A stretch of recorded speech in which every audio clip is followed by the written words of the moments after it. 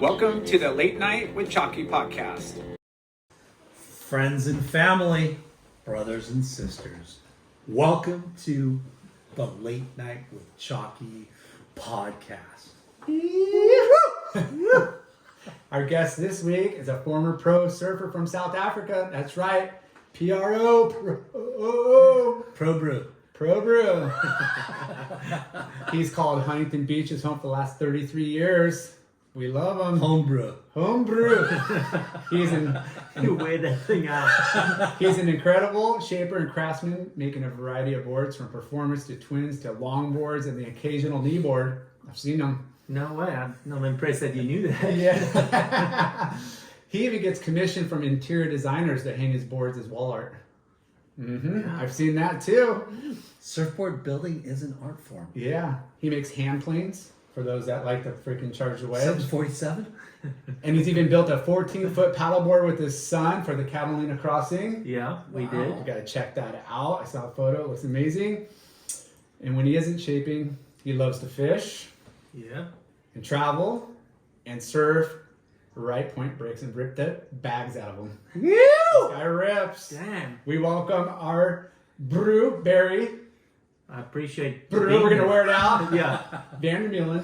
Yeah! Thanks, VanderMeullen, boys. the fish shape. So if you've seen a fish Thanks, logo on gents. a board, that's his logo.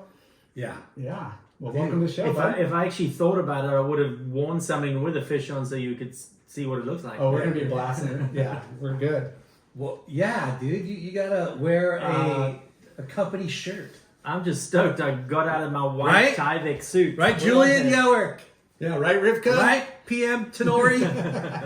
I got the Tenori going as well. Yeah, and Wow, we even dude. showcase our sponsors. We got Shade Sunscreen, thanks Strider. We got Ashland Hard Seltzers Variety Pack. Shoots! We got Shoots Japanese Lager Beer, and we got animal crackers because I like to snack. Sorry, I won't blow your eardrums up, but Yeah. Dude, finally. Yeah. It took some Here we snow go. to get me here. And for a long time, you were dodging us. dodging us. No, I'll explain. What happened is Okay. you hit me at the St. Simon and Jude's fair, and I think you were like 6 or 10 Coronas deep. 10. And Which so- one though? Not this past year. No, but you reminded me the part. So I was like, these guys are just drunk, and Because it's they been don't- years. Yeah, it has. It Right? has. Yeah. Yeah. So yeah, and plus I kept telling you, I go, when you run out of gas, I'll be the backstop. But anyway, I'm stoked. I'm here. I wasn't sure that you were serious at first. You're like, hey, we got to scrape the bottom of the barrel. Let me call this Not person. even, dude. Well, I'm stoked. No, you're a pinnacle to our community. You Yeah. help out the Edison Surf Team donating, Yeah. HCS boards donating. I Yeah. think right. You've Yeah, done- yeah. I've been. It's funny. I looked through my back of my shop the other day, and I've got framed artwork from Groms that were, I think it was like 2008. All the little high school Groms that roll in now with their kids, which Yeah. makes you feel really old. Yeah. But anyway, I've been making boards for Edison for a bunch, and it's full circle. My kids have come and gone. They've been through it as well. Yeah, you know? it's so crazy. Yeah, Before we jump back into the beginning, yeah. I want to. The thing that I always think about when I think of you is that last part of the video. You know what I'm talking about? In the Billabong video. No, I don't know what you're talking about, bro. Yeah, I know what you're talking Yeah. about. Seriously, What Verdone would always bring that up. Would he? Yeah. Okay. So But- more people know about it than I do. Yeah, Stop screaming. Yeah. It blew out their Dude, head. yeah. Shut up. Keep it down. Yeah, that was my claim to fame, I think. That was my One of them. No. So what happened is I was sponsored by MCD at the time, and it was a Billabong pump. Billabong video. Billabong pump. Is it pump? Yeah. Okay. So now the shitty thing is I got to show my Groms this thing afterwards and get re-embarrassed. Have But they anyway, not seen it, I don't think so. bro? Yeah. What? Have you seen this? I You don't know what we're remember. talking about? No, I was surfing J Bay, and I think the NSSA team was there at the time, and Peter King, who was a bro of mine in SA back in the day. I think he orchestrated this because they show footage of Aki getting out of the water at J Bay, and you've surfed J Bay, it's not just an easy out. No, gotta hit the Some days you make the channel and you get out, no problem, and other days you get the piss beat out of you on the rocks. Well, they show Aki getting out clean as a whistle onto dry sand, and they show me just getting annihilated, beat The local. fall, and I was in the army, so my hair was shaved and all. I looked like oh, come on. But so I try to kind of suppress that memory. It's like the last part where the credits of the video are, right? Nah, Or is it even? I think it's somewhere in. It might be close to the end, but like I said, I try to put that in the back of my mind and erase it. I've said this before, but my first session out there, the sun going right and the sun right in the morning, that's like, you can't Blinded. see. Yeah.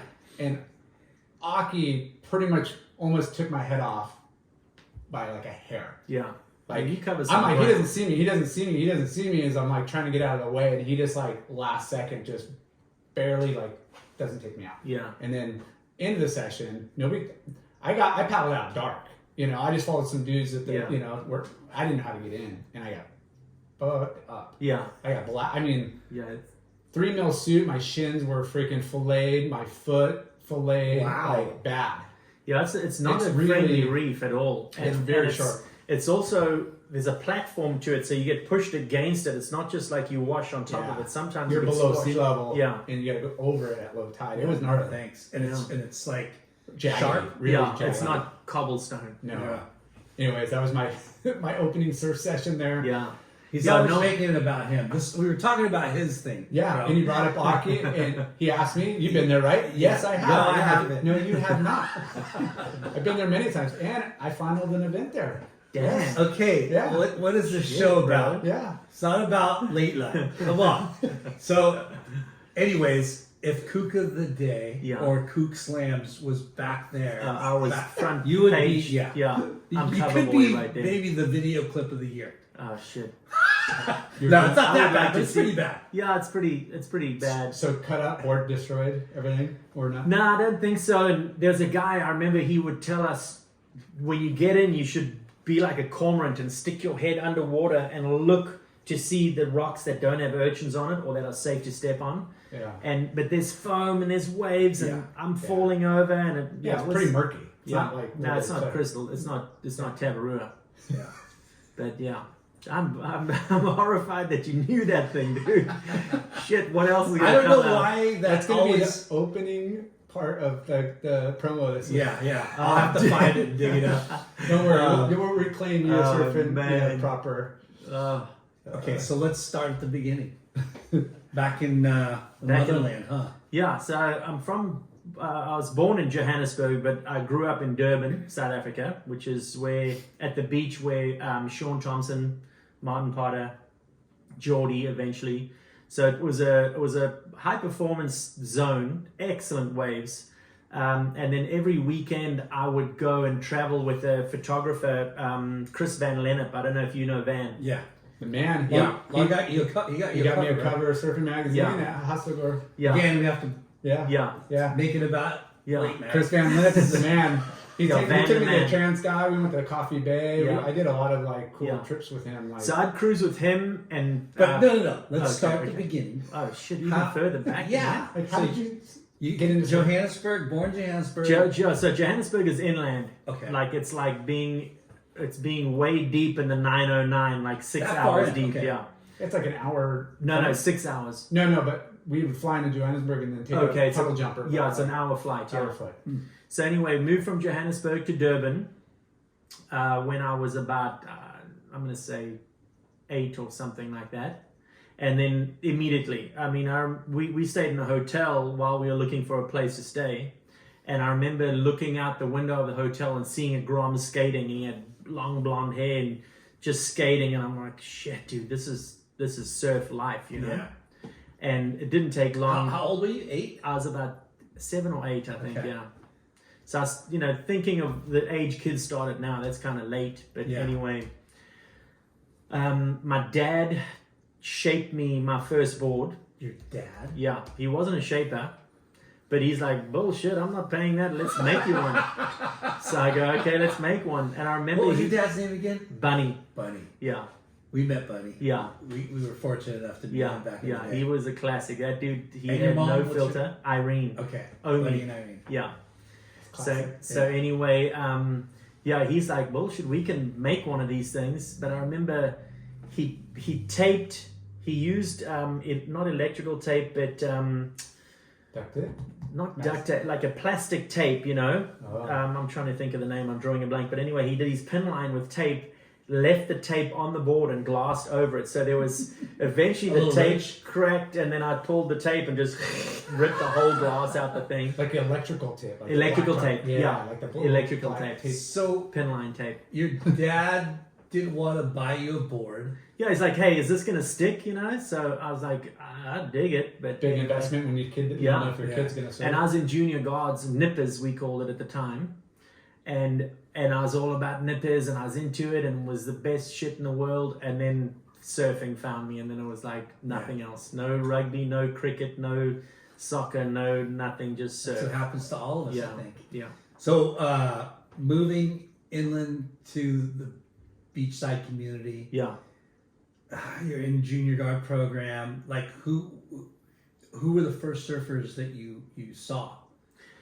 Like, Well, were Sean they- Thompson was a fixture. You know, I mean, he was the man. I'm the world champion. No, he wasn't world champ at the time. Yeah, he was. He was. Sorry, he's 76, I think. 77 maybe. 77?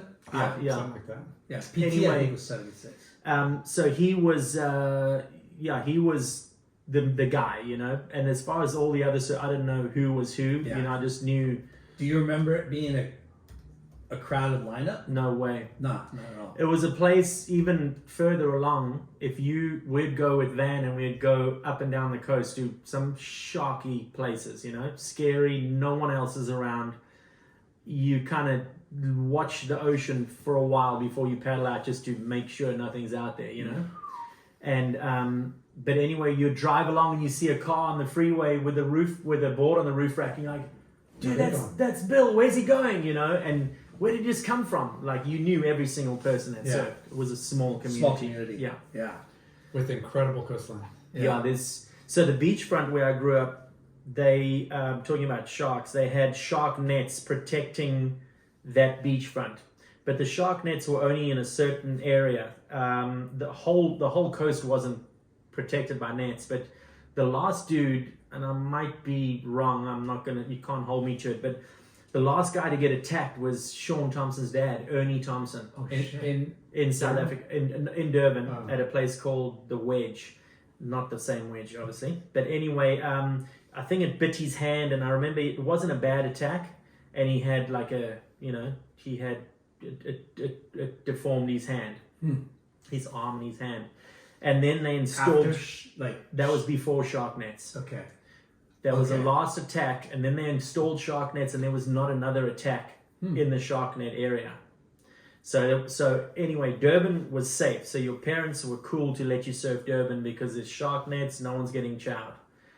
But then I met Van and Pierre Tosti and a couple dudes, and we'd go up and down the coast where there's no nets and there's no people. Yeah. But Chris Van Ennep would get amazing, you know, he loved to shoot that area.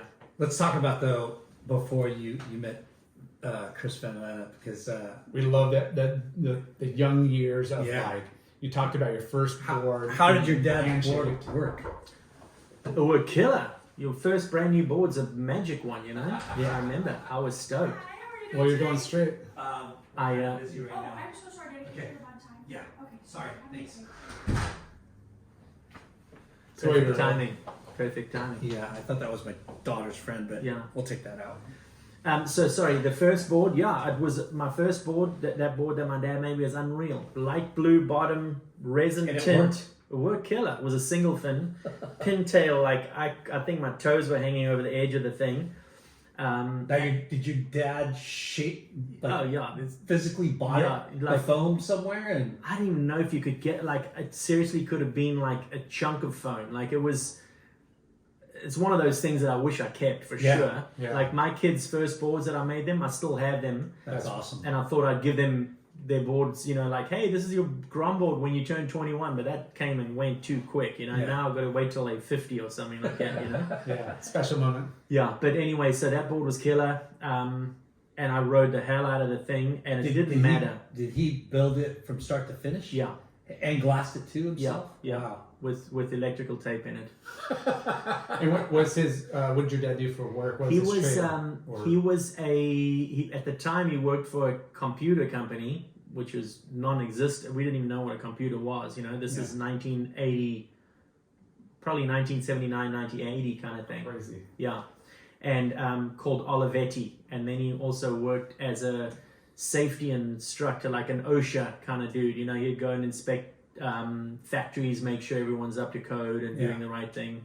So he kind of had somewhat of a engineering, No, he wasn't much that way at all. I think in South Africa labor was cheap and stuff like that, so most people would just pay someone to do stuff. Yeah. But when we moved down to the coast, I think because my dad, he was a lifeguard when he was a young buck himself, lived at the coast, and then moved inland. But anyway, I think from the years of being a beach dude, he decided let's make a board. Yeah. How cool. Yeah. And how long were you on that thing for?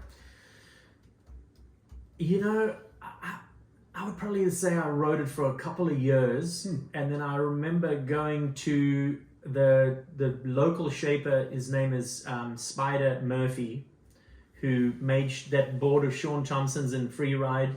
Yeah. Spider shaped that, and Spider also became the guy that taught me how to shape later down the line. Oh, awesome. Yeah. And I went to his shop and I would stare through the window, and they had the plainest, ugliest at the time, but like just it's so weird how vivid certain memories are, And it was wing swallowtail twin fins, white tinted, ugly as hell, but like they were just wham bam, and they were $100 at the time. And I'm like, I'm gonna save up and get one of these bastards for sure, Yeah. But that took I'd never got a new board. I would get hand-me-downs for sure. And then it was only later when I started competing that I got sponsored, got a new board, and went from there. Yeah. Now, was there a lot of kids your age that you started surfing with, or? Yes, eventually there were, and at that age I remember there's surf divisions because I went from just a little Grom surfing, and then they had the same as the board riders kind of thing that have surf clubs. And I remember I belonged to this club right by my house. We lived a couple of blocks from the beach in high-rise flats is what we called them. Snake Park was the place I grew up surfing, and Snake Park was called that because there was a snake park on the beach. So it was like a snake zoo. And you go there and there's mambas and all kinds of crazy shit in the snake park. But I'd surf Snake Park, and the dudes at Snake Park were bad dudes. Yeah, they were rough locals, rough as hell, and they took the Groms on well. But was it part of the end of the beach, like yes, away from like the main time? Yeah, the pretty zone, the Bay of Plenty, where Sean and the boys would be, is over here. Maybe a mile or half a mile away. But Snake Park was the derelicts for sure. Rad dudes, what a killer bunch of guys. So I belonged to Snake Park. Quick Motion was the club's name. Quick Motion. And you guys had board riders clubs. That kind of because Snake Park had it. The Bay had it. They were called. Why can't I think of their name?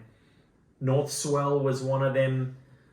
I'm tripping. There was a lot of clubs within just a few miles. Yeah, just a few miles. There was 4 or 5 clubs, right there. Yeah. And what was the competition like? They'd have age group divisions? Yes, so I was in the boys division at the time, which was 14 and under. Okay. And then they'd go 15 to 18, and so I was probably 12 years old when I started doing competing, and started in the little club thing. And then there's a similar to the NSSA vibe over here.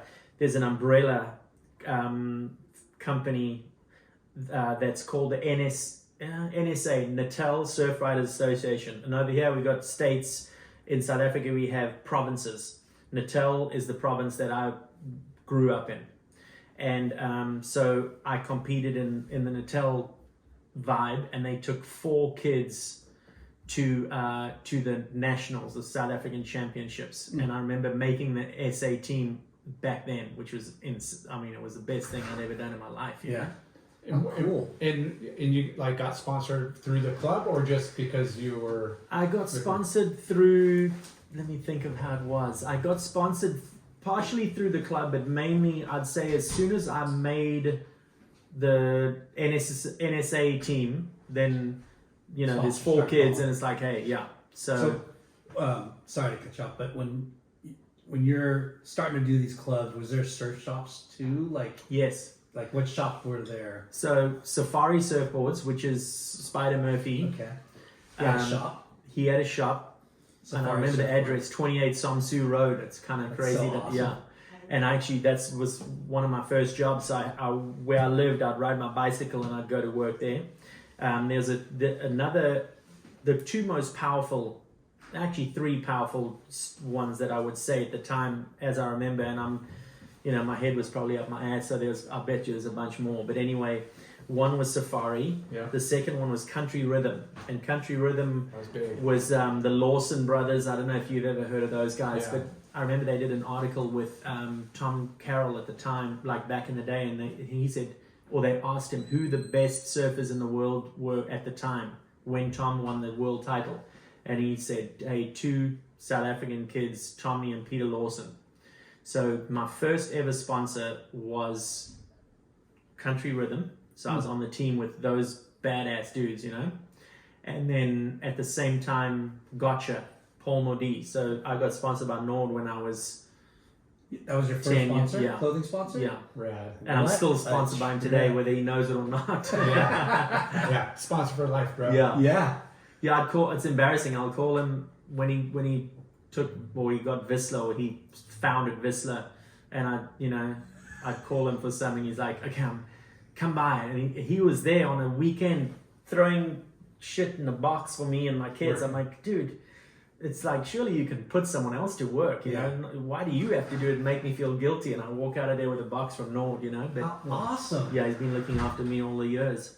As he should. Yeah. One of the homies, one of Some of these guys that, like McKnight and Hurley, it's such a trip how cool they are. Yeah. And Paul is the same, like these gnarly dudes Yeah. that are titans of industry, but they still give you the time of day. Yeah. Yeah, and he's That's what it's about. Like, yeah.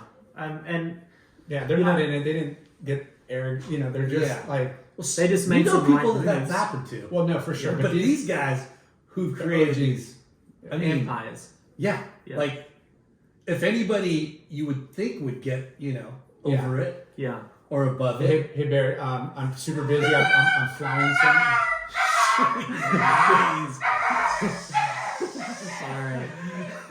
What the hell happened? Someone step on the pup? He's a psycho dog, man. Dude, the dude was mellow as hell earlier. Yeah. He's super mellow, but he's like, I think he's got arthritis. Yeah. But he's also Losing his mind. Oh, shame, that freaking thing. Okay, so Anyways, I was just saying, like, Paul Nade could have just say, hey, I'm too busy. I'm jet set. Yeah. I'm surfing. Yeah. I'm like wherever and pawn you off to something Yeah. else. But he's like, No, and like I said, it made me feel guilty. I'm like, oh, I saw him. I thought he was there to work. Like it's a weekend. I'm thinking, wow, that's weird that the guy's working on the weekend. Yeah. But he wasn't even working. He went to pack shit for me and my kids. That's so I was awesome. like, damn, So going back to South Africa, how did you get sponsored by Country Rhythm? Like, did you I would think it was together just a resume? no. Yeah. They track you down. Yeah. At the time, and You're just a standout in the lineup. I can't exactly say that for a 12-year-old kid, but yeah, I guess I was doing well in some events, made that NSA team, and to be in the top 4 was pretty challenging at the time, if I remember, and then I started winning some contests, and you need to go? No, you go. So anyway, it just kind of steamrolled or snowballed from there. Yeah. And then being friends with Chris Van Lennep, we'd go up and down the coast. So he was shooting photos for Zigzag magazine. Which was Paul's too, right? Paul was one of the photographers, and so he was involved. I think it wasn't his mag, but he was one of the guys, Yeah. you know. And then I heard Paul started that. I think he might have started it, because he's a photographer as well. So another full circle thing with Nord is that when I was a Grom, thinking of sharks again, Transky that Jade mentioned, they took 3 surfers and 3 sailboard guys from the Gotcha team, MCD team, and we went to the Transky and we surfed down there for maybe 2 weeks or whatever. And Nord came down at the time, and he took photos of that, and they had a cool little magazine kind of vibe in the Zigzag. But being bros with Van, every week he's taking photos, so they just flooded photos. I had a lot of pictures, based on cool by association with Van. Yeah. And so I think, thinking back as a sponsor now, if I saw that kid, I'd be like, hey, jump on my boards. It's a free ad in every single mag. You know? Yeah. So you were connected to the right people. I was connected to the right people. I was a clean cut kid. I think, I was focused on surfing. I did stupid crap, but nothing bad, stupid, just normal, dumb teenage Not the crap. kind of shit that we But Yeah, exactly. but it's easy to get into trouble because it's kind of like the Wild Wild West there. Yeah, It's a lot of there's a lot of trust that your parents put in you, because they just, hey, there's, when I grew up at Snake Park, that's the first time I'd ever smelt weed. It's the first time I used to sit under the tower all day just getting scorched, waiting for the tide to change, and you would dig next to the pilings of the lifeguard tower. You'd sit under there for sun and wind protection or whatever, and I'm like, what the hell is this? Little and you'd miles. find joints and all kinds of stuff, you know? And Every beach has got it. yeah. for sure. But just the drinking age is 15, or they don't even really check. They don't even really check. Yeah. Yeah. And I just remember, you go to a bar or a club, and it's like there's a coat check and a gun check. Like you check in your firearm at the door. Yeah. It's and growing up in here at Huntington Beach, Yeah. you're like, wait, what? Yeah. You're like, yeah. Yeah, it was definitely, there was trust involved for sure. You that your parents would like, hey, do the right thing, dude. You know what the right thing is. Make sure you do the right thing. Yeah. But I was so focused on surfing that I didn't want to get distracted. And my dad saw that, and he would always, even with girls, like when I started getting to the dating age, he's like, hey, if you get a chick pregnant, you can never go to Indonesia. Yeah. And I was like, oh, I'm staying away from girls. Yeah. I wanted to travel, Yeah, he knew the I thought right it was, wording yeah, to yeah. get you to I thought it was stay automatic. The second you date a girl, she's pregnant, so I'm like, I'm out. I don't want to even go near that shit, Indo was on the hit list, though. Yeah. That was your trip, Dad. If I get saving Yeah. money, this is where I'm going. Well, what the deal was is that when I was growing up, apartheid was prevalent. I mean, it was a law when I was growing up. So there was a lot of sanctions against South Africa for the majority of countries. You could go to Australia, you could go to Europe, and you could go to America. Yeah. You weren't allowed to go to Indo. You weren't allowed to go to all these amazing destinations. And I was like, I had this belief that if I went through somewhere else, I'd be able to backdoor and get in there if I moved somewhere else, Yeah. But Indo, we live vicariously through media. And you guys live in Southern California, and this is normal shit to you. But where I was, this Huntington, Southern California, was the epicenter of the universe. And I'm sitting For the surf world. of the surf world, Yeah. of the fashion world, of the music world. I mean, bands, TSOL, guys like, and now I moved here later, and everyone's like, oh yeah, dude, Jack is my bro from, I couldn't believe it, I'd never It's a seen melting band. pot of so much great talent, from, like you just mentioned, from music to acting to skate, snow, moto. Yeah. I mean, So everything. surfing and Surfer magazine, you would, You know, that was the Bible, and you would study every single page. Yeah. How like, you know, you're getting your zigzag, your local mags, Yeah. you know, monthly. Like, how long would it take to get like a surfing or surfer? That's funny. You'd get it late. Like- Someone would somehow have traveled and brought it. You don't subscribe to it. You didn't get it monthly at all. Yeah. So all of a sudden, one of the bros at the bay would be like, "Dude, I got the mag," you know. It's like 3 months later. It's like when But it yeah, came 3 out. to 5 months later, you would get it. So you're way behind. But every single page, you knew what was. You studied that thing. You know, Yeah. it was worn out by the time it got handed to you. The video, watching surf films and videos at a surf shop. Yeah. Were you doing that too, or was that No, and- before your time? That was after your time. No, so videos. My one bro that I actually came out here with ripped. He was insane. Noel Rami is the guy's name. Yeah, we remember Noel Rami. Yeah. Good, damn good surfer, insane competitor. The guy, you know, he was a tank. Fought like a bastard as well. You know, he was a good bro to have. Definitely. And then anyway, he had a video player, I remember, and get videos. I don't know how the hell he did, but we didn't even have one, you know. So I'd go to his house and we'd watch the Coca-Cola surf about 1981, I think it is. Like I remember the same thing, the smells and the sounds and the feeling from watching that, and you just hit it, watch it again, just 100 times, you know. So it was just before videos started coming out, you know, when I was getting into it. So if you got a little bit of anything, you would hang on to it media-wise. Magazine, video, anything media-wise. Now,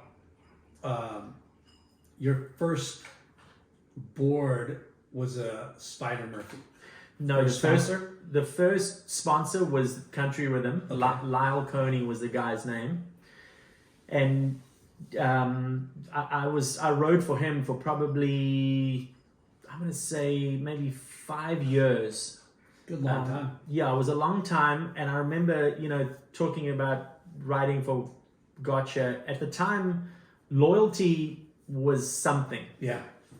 And I remember one Christmas, I wasn't really progressing, and I can't say I blamed the boards, but having hung out with Pierre Tosti and these guys, I felt there was something that I knew that Spider Murphy was the guy. And so I remember, you know, it's much like dating. You can't go to a new girl and go, "Hey, can we date?" and then break up with your old girl. You got to break up with your girlfriend first, and then hope that this new chick's gonna say yes.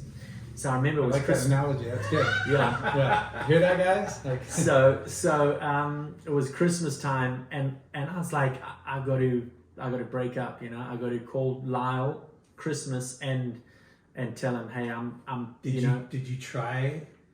No, any other boards no. first? I was 100% like, I'm faithful. I'm writing, so I'm doing this, and I don't know if it's going to work for me or not, you know. And I loved Lyle's boards, but I was just stagnant, and there was something that, hey, you got to go to see Spinny. Yeah.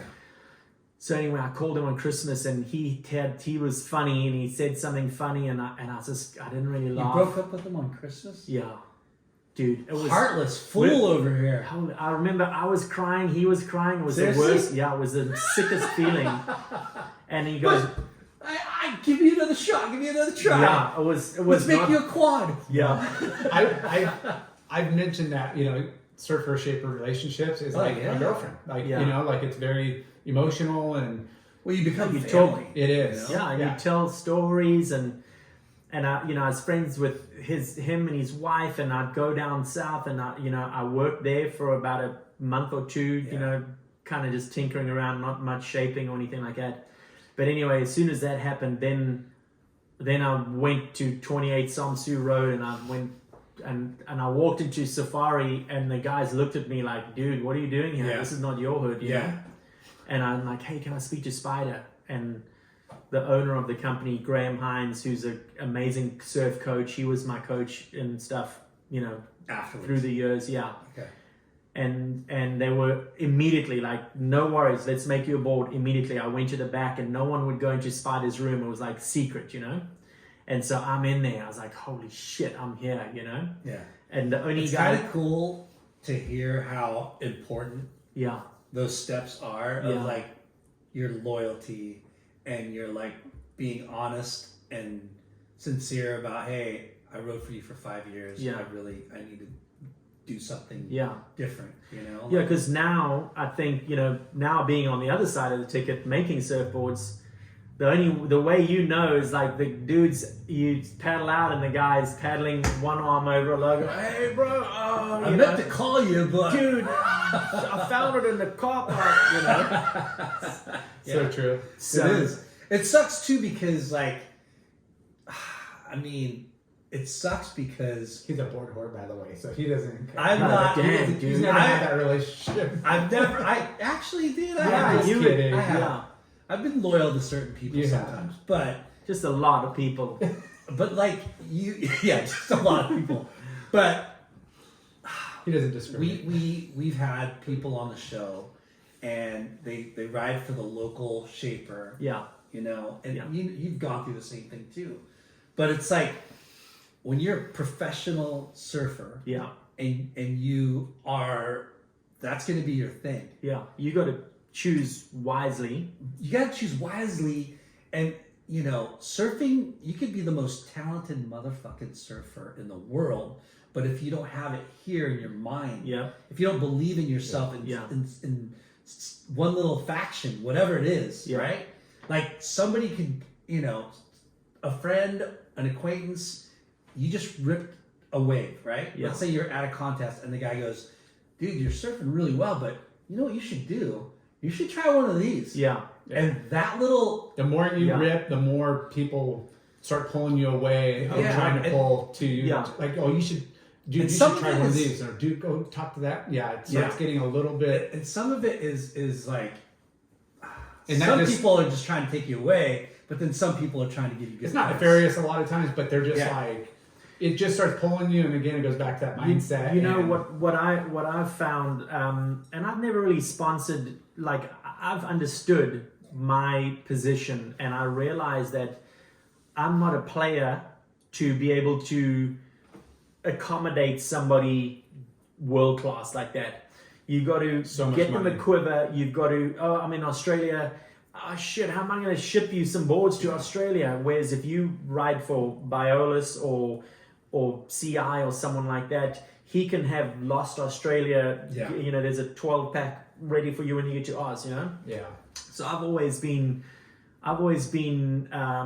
realistic about it. Yeah. And Rudy Palmworm, for instance, who lived in Huntington, who's in my mind one of the most amazing freaking surfers. Style, drawing different lines and all that. And I made him boards for a number, for a number of years. Yeah. A completely diverse quiver. And he came to me and he's like, hey, I got an offer from there. And I go, I can't match or beat that. As a bro, I'd tell you do that, As a surfboard shaper, I'm like, shit, I wish you would stay. But as a friend, I'm like, hey, this is an offer you should not refuse. Yeah. It's a fine line too, because of how expensive for both parties, whether it's a surfer having to pay, even a bro deal is expensive, versus the shaper having to shell out all that money. It's a big expense. And it is, people, hey, I'll promise you X amount of boards a year. Yeah. Okay, cool. But you gotta have that relationship. The board's gotta work. I don't care if somebody gives you 50 boards a year. Yeah. If you don't have a good relationship or the boards don't work, then it's kind of like it's not going to happen. It's not going to, And the confidence as a competitor that you bring with the right equipment is mind blowing. Yeah. You're invincible if you're on the magic board. And like I said, if that's what you're going to be, you're going to try to be a professional surfer, a successful professional surfer, you got to do everything it takes. Yeah, that's one of the pieces to the puzzle for sure. Yeah, a critical one. Yeah, and just to kind of speak from different times, like now everybody pays boards. Yeah. I don't care if you're top of the food chain. Like there's still compared to there was a lot of money going around in the 90s. At one point, and it was there was a lot of boards. Part of the deal. Yeah. And money. Yeah. I think in order, especially where I sit, for the world to go around, I think it's a good thing if riders help pay for their boards, whether it's full, or a partial bro team, whatever you want to call it. But when it comes time to keep your business going, and I see guys and they've got to build an entire quiver for this, Johnny Hot Nuts Pro guy, whoever it is. I'm thinking, holy crap, that's a week's worth of work. How did you get paid that week? Because that guy's not paying you full pop. Yeah. So, the guys that can do it have ghost shapers, or, they've got production guys that are dealing with all the clients and the paying and the surf shops, and then they will focus on the team, which is something that I can't do. I mean, I got to do run the whole gauntlet. Yeah. Yeah, it's a wild business. So what was the that first board? Spider. Was it? It was insane.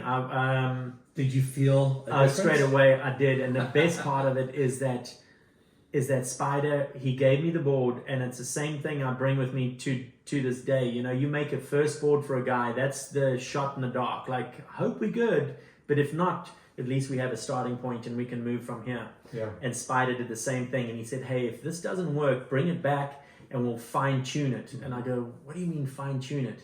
And he goes, hey, we could sand down the edges, we could refine the fins. And I'm just going, holy smokes, I didn't even know this was even possible. Yeah, like too stiff, Were or you- it bite, like just and you kind can of soften. Yeah. Were you kind of learning about design and No, not yet. I was still too young. I was probably 13, 14? I was probably 15 at this point of the game, and so when I was in the boys division, the reason I think I had the chance is I'd surfed the national event, what are the SA Champs, South African Championships, as a boy at a place called Nahoon Reef, which is, again, I mean, I guess every story I'm telling you has got a shark involved in the thing, but it's sharky. A lot of attacks have happened there. A good bro of mine got attacked there, Andrew Carter. Did you remember that dude? Yeah. He survived, but in this attack, 2 dudes got attacked at Nahoon Reef. One guy didn't make it, and the other guy, Andrew, did. And I set up some of the Huntington kids that went and stayed at Andrew's place at J Bay, and I said, hey, ask Andrew about his shark attack, I mean, it was a great white that pinned him to his board, and it was one of those classic hoop bites around the torso, And Andrew's like, we don't have problems with sharks over here. And I'm going, did you ask him to take his shirt off? I mean, the dude's almost got bit in half, And the other guy, Brett Corby, I think it was Brett or Bruce, there was 2 brothers. But Andrew got bitten in that one attack, and then Bruce was paddling in, or Brett, one of the brothers, and he goes, I think I got bitten as well.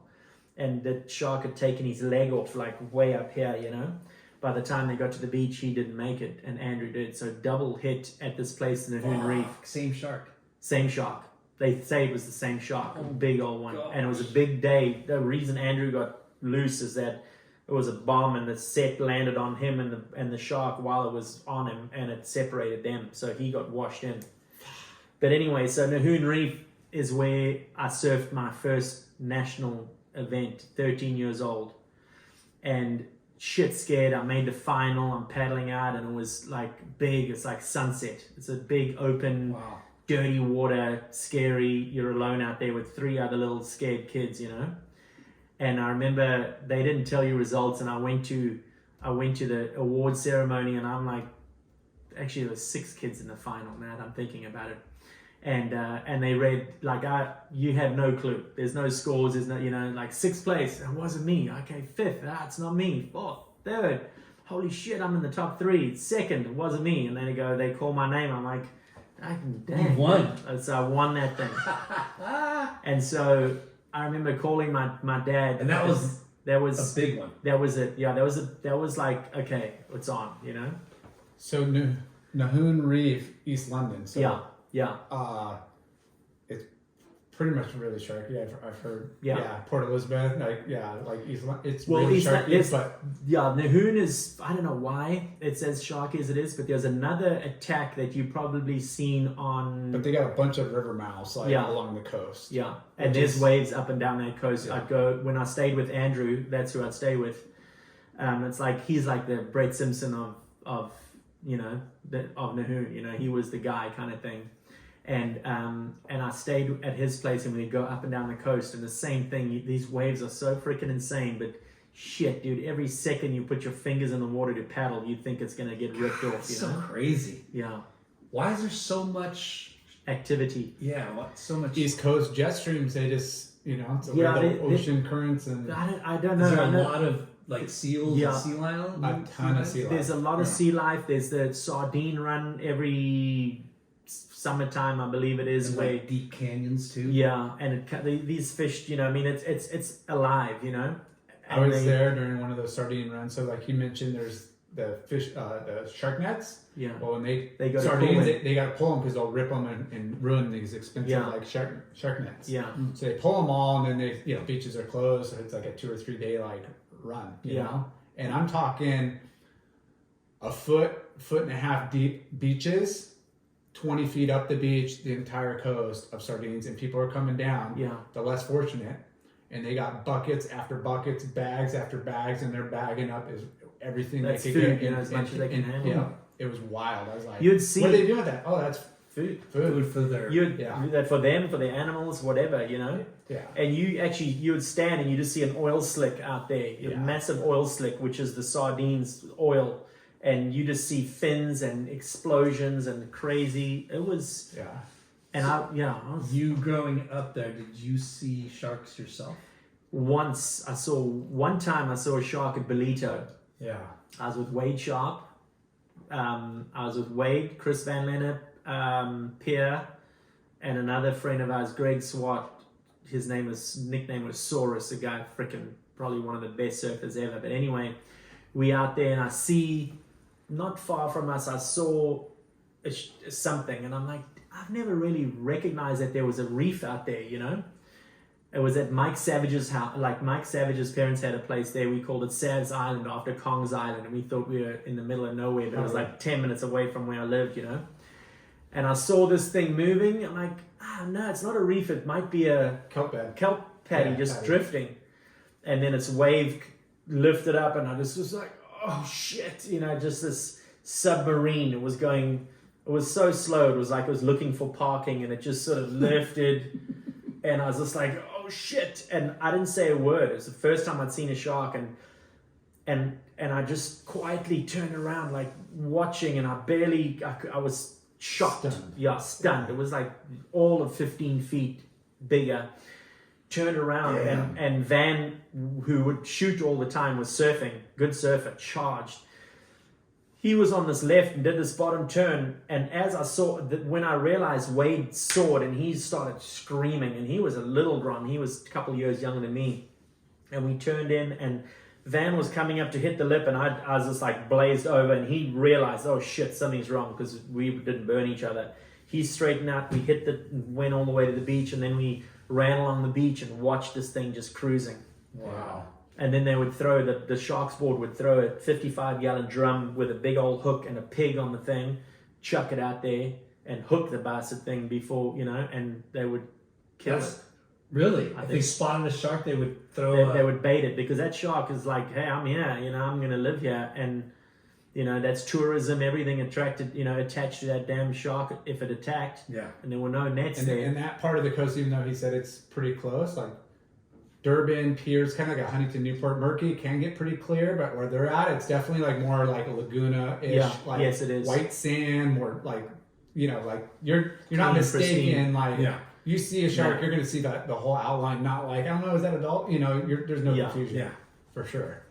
Like But- sketchy. Luckily for you, your whole time over there, you only saw one. Yeah, and you saw one. You felt them. You saw shit bleeding on the beach when you'd go and surf, like They- in the Cape and stuff like So, that. There's sharks would get caught inside. The nets. Explain the nets. They're like size of a football field, and they go like 10 feet deep. They don't go top to bottom. It's one continuous, and they stagger them. So if something does go in, they get other sea It's life. almost like a maze. Kind of. They It's just it's a maze, but what they rely on is the shark's radar. So shark is in open water. 90% of the sharks get caught on the way out. Shark is in open water cruising. Life is good. Then it splits between the nets, which are staggered, and it comes in all calm and cruisy, probably hunting, comes into the beach. As soon as it gets between the beach, the nets, which now are staggered, and it's the beach over here, its radar is bouncing against something, like, oh shit, I'm trapped. So the panic sets in, like, I'm trapped, and they normally blaze out and get caught in the nets on the way out. So they're there with you. What's the place they call like The Natel Sharks board. Yeah. So you could go and they'll be like, hey, they caught sharks and they're going to do an autopsy. Yeah. You know, and you could go down and watch them and kind of see gutted. what they're eating and what they've been and whatever. It's freaking wild. I don't know if I want to see that. And I wish I had, back then, like we were just walking one day and you try not to carry anything. Yeah. Like, I didn't know camera to watch. You're like pretty stripped down and we were there and I was like, man, one day I didn't have my camera or, usually we're carrying shit. And I was like, it would have been so bad. Oh, you see a pickup truck with a damn tail over, like hanging off the truck, strapped down and dragging, the whole tail down the street kind of thing. They would clear the nets. So another national champs, I surfed down the coast at St. Michael's and they cleared the nets. And I remember, and I say, every time I say it, like 101, it sounds like bullshit, but we counted 101 sharks that they'd taken out of the nets when they stripped the nets. In one day? In one harvest, Wow. And they line it up on the beach like this. And your heat's about to paddle out, but there's 101 sharks laying on the beach. And I remember there was no great Were they whites. big? No. There was some strong ones. There was tigers, there was bull sharks, there was no great whites. And you guys get all the sharks? Yeah, we get all great whites. I mean, warm water. Durban is freaking Hawaii, and we got great whites there, Yeah. So the makos and hammerheads and everything. Because the bulls and tigers are the most aggressive. Bulls are the bastards, yeah. So, and it's so weird because then I'm here and I have this, like, while I lived there, I didn't have a phobia of sharks. I was like, yeah, shit, it's just what it is, And then I moved here and now, like, sharks are in my brain, Well, you fish a lot. Do you see them fishing? Yeah, I've caught them, but nothing vicious, nothing brutal, but you see makos when you cross into Catalina, or if you're lucky, you see a great white from the boat in a clean environment kind of thing, Yeah. I think drone action, I'm sure if you threw a drone up over there right now, you would piss yourself, Yeah. But they have lifeguards and then shark Spotters, spotters. Yeah. They have an elevation, they got clean water, and they send the shark alarm. I surfed, thinking back to being a Grom, when the NSSA team came out when I was a kid and I was on the South African team and the NSSA came out, it was Boothie and Scott Farnsworth and Todd Holland, Archibald, Parsons. I'm trying to think of who else was on the team. Silva? Doug Silva. I think he All-star. was. All-star team. So yeah, badass dudes, And anyway, Todd Holland stayed at my house, and I remember we were surfing at the bay, and the shark alarm went off.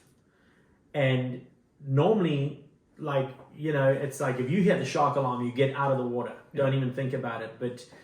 But then what that meant is that North Beach that had insane waves, which was a bathing beach only, no surfers, no one's in the water. So we're like, shit, let's go surf North Beach. And so we paddle around the pier thinking, well, the beach is closed, And myself and Todd at the time, I remember, and we surfed North Beach while there was a shark alarm going on, but they don't leave you out there. We got like 2 waves and they hauled us in. But for the most part, the second you hear a shark alarm, you get the hell out of the water. Oh, yeah.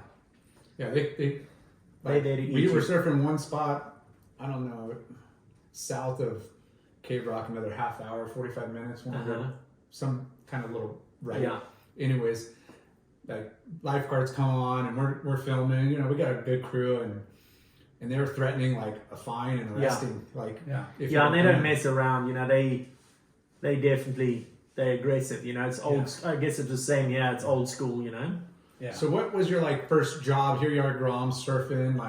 Your parents are helping out, your sponsor, but The first job that I had was when I had started getting boards from Spider Murphy, and I went to him and I said, hey, I'm interested in learning how to shape. So he said, okay, there's a room in the back, and I was such a dumbass. Anyway, they had this, the back part of this factory that was the sanding room, and there was no ventilation extraction system or anything like that. And it was about, realistically, it was a foot, if not deeper, of just where they grind, they foiled fins, and it was the worst fiberglass room in the world. And They didn't tell you to put Heinz on long said, they go, sleeves hey, and- if you clean that, you can have that room and that can be your shaping room. Oh, I'm like, are you shitting me? It's the best surf shop in the entire universe, and Spider's, going to teach me how to shape in my own room. And I'm like, these guys, they think it's going to be difficult. I go, I've got it figured out. I'm going to get water, and I'll just chuck water on it, turn it into gunk, and sweep the gunk. And I remember taking a bucket of water and throwing it, but since this damn dust is so light, it doesn't turn, it just went boof. it's like repelled. And yeah, it repelled, and now I'm just in this cloud, no mask or anything like that, and I'm just like, son of a bitch, and I itched for like, seriously, I'm gonna Rookie a move. month. Rookie move. Right there. Rookie move. But anyway, I swept that thing out and I turned that into a shaping bay, and then Spider would have, he at the time realized, hey, I need some young blood to take, to help out, Finish boards. And, Yeah, help. and there's no machines or anything. Apprentice. So yes, so I would go there and he would show, hey Barry, come and look at this. And oh man, I would just sit in his room and I would be mesmerized. I love watching people work and create if they know what they're doing. And this guy was like magical with a planer, Yeah. And so so he taught me how to shape, and then I also airbrushed. I was an airbrusher for them at the time. So I learned how to airbrush. And so my room and his room were next to each other. So it was like no one had access to Spinny's room except for Sean. And when he had shape boards for Sean, he would meet him at like 2 a.m. and they'd shape early in the morning so there's no interruptions. And then I could walk in. I was like the king of the universe, like, hey, Spinny, what's up, And I just stand in there and watch him shape. So that was my first job is shaping, is airbrushing and First shaping. job ever was shaping. Yeah. It's crazy. And Yeah. how did you have a knack for like air spraying? Did somebody teach you like pinstripe? Same with Spider taught me how to air spray, and I cheated. I wish I didn't cheat. If I think back, he was so freaking insane with pulling a pin line that he would just, I go, hey Spin, I got 6 boards, can you tape them off? He's like, yep, and just zip, like in 1 minute he'd tape it off, whereas he should have said, nah, bullshit, figure it out, Yeah. And we're talking like 80, so 9 out of 10 boards are getting custom spray. Yeah, like faded, like, something yeah. like intricate. And he was doing Mark Richards boards at the time, and they were doing Hawaiian Island Creation boards at the time. Wow. And he's a distributor over there, so that led me to HRC as well. So when I traveled, I got to I got some HRC stuff, Sino Magalani boards, and when I went to Hawaii, he picked me up and all that. So anyway, it's sort of back to the loyalty part. All the stuff that I've done, that's kind of down the line. It's stayed with me. Yeah. Yeah, it's like part of. Yeah, I mean, there's so many different facets of like the shaping. Hot coating and glassing, sanding, fins. Like air spraying. Yeah. Usually, if you start at that young age, you're gonna kind of work in every department. Yeah, and I mean more so now than ever. Now I'm doing all the production on my own, which it's challenging. I love it. I get to do every single part. I get to learn every single part.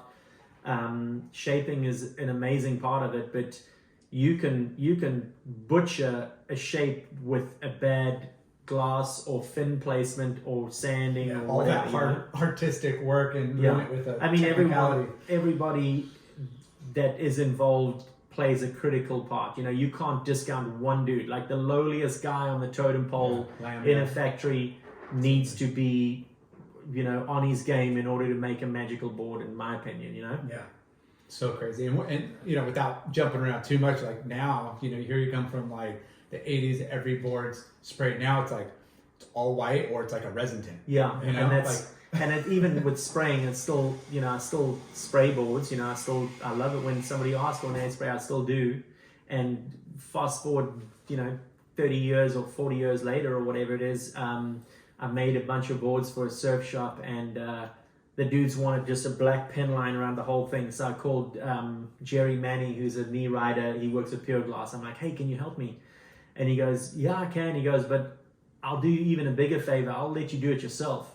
And I go, what the hell do you mean? He goes, if you do 10 in a row, you're gonna be set. Yeah. I'm like, shit, dude, it takes so long. It's so much easier if you just come in and do it. He goes, just do it. You'll be stoked. And I did those 10 pull tape, and I swear it didn't take much to kind of get back on the wagon again. And little muscle memory. Yeah. Little technique. Yeah. So going back to competition. Yeah.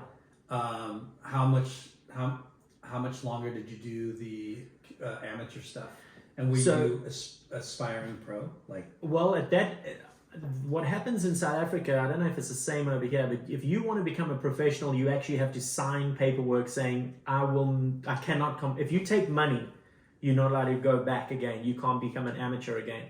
So at 14, when I surfed and I won the SA champs at 13 years old, I think I was. Then 14, you go to the next division. And so the next is the junior division.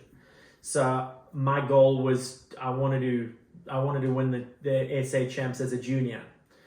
I think not that I'm a fighter, boxer or anything, but it's like, hey, if you get a title, good and well, but if you get to defend your title, that's when you're a badass, you know? In the next age group. Yeah. So I'm like, okay, now I'm up against the big dogs, and I want to win a national title at that. So it was, let me think, Durban, hometown, was the nationals that year.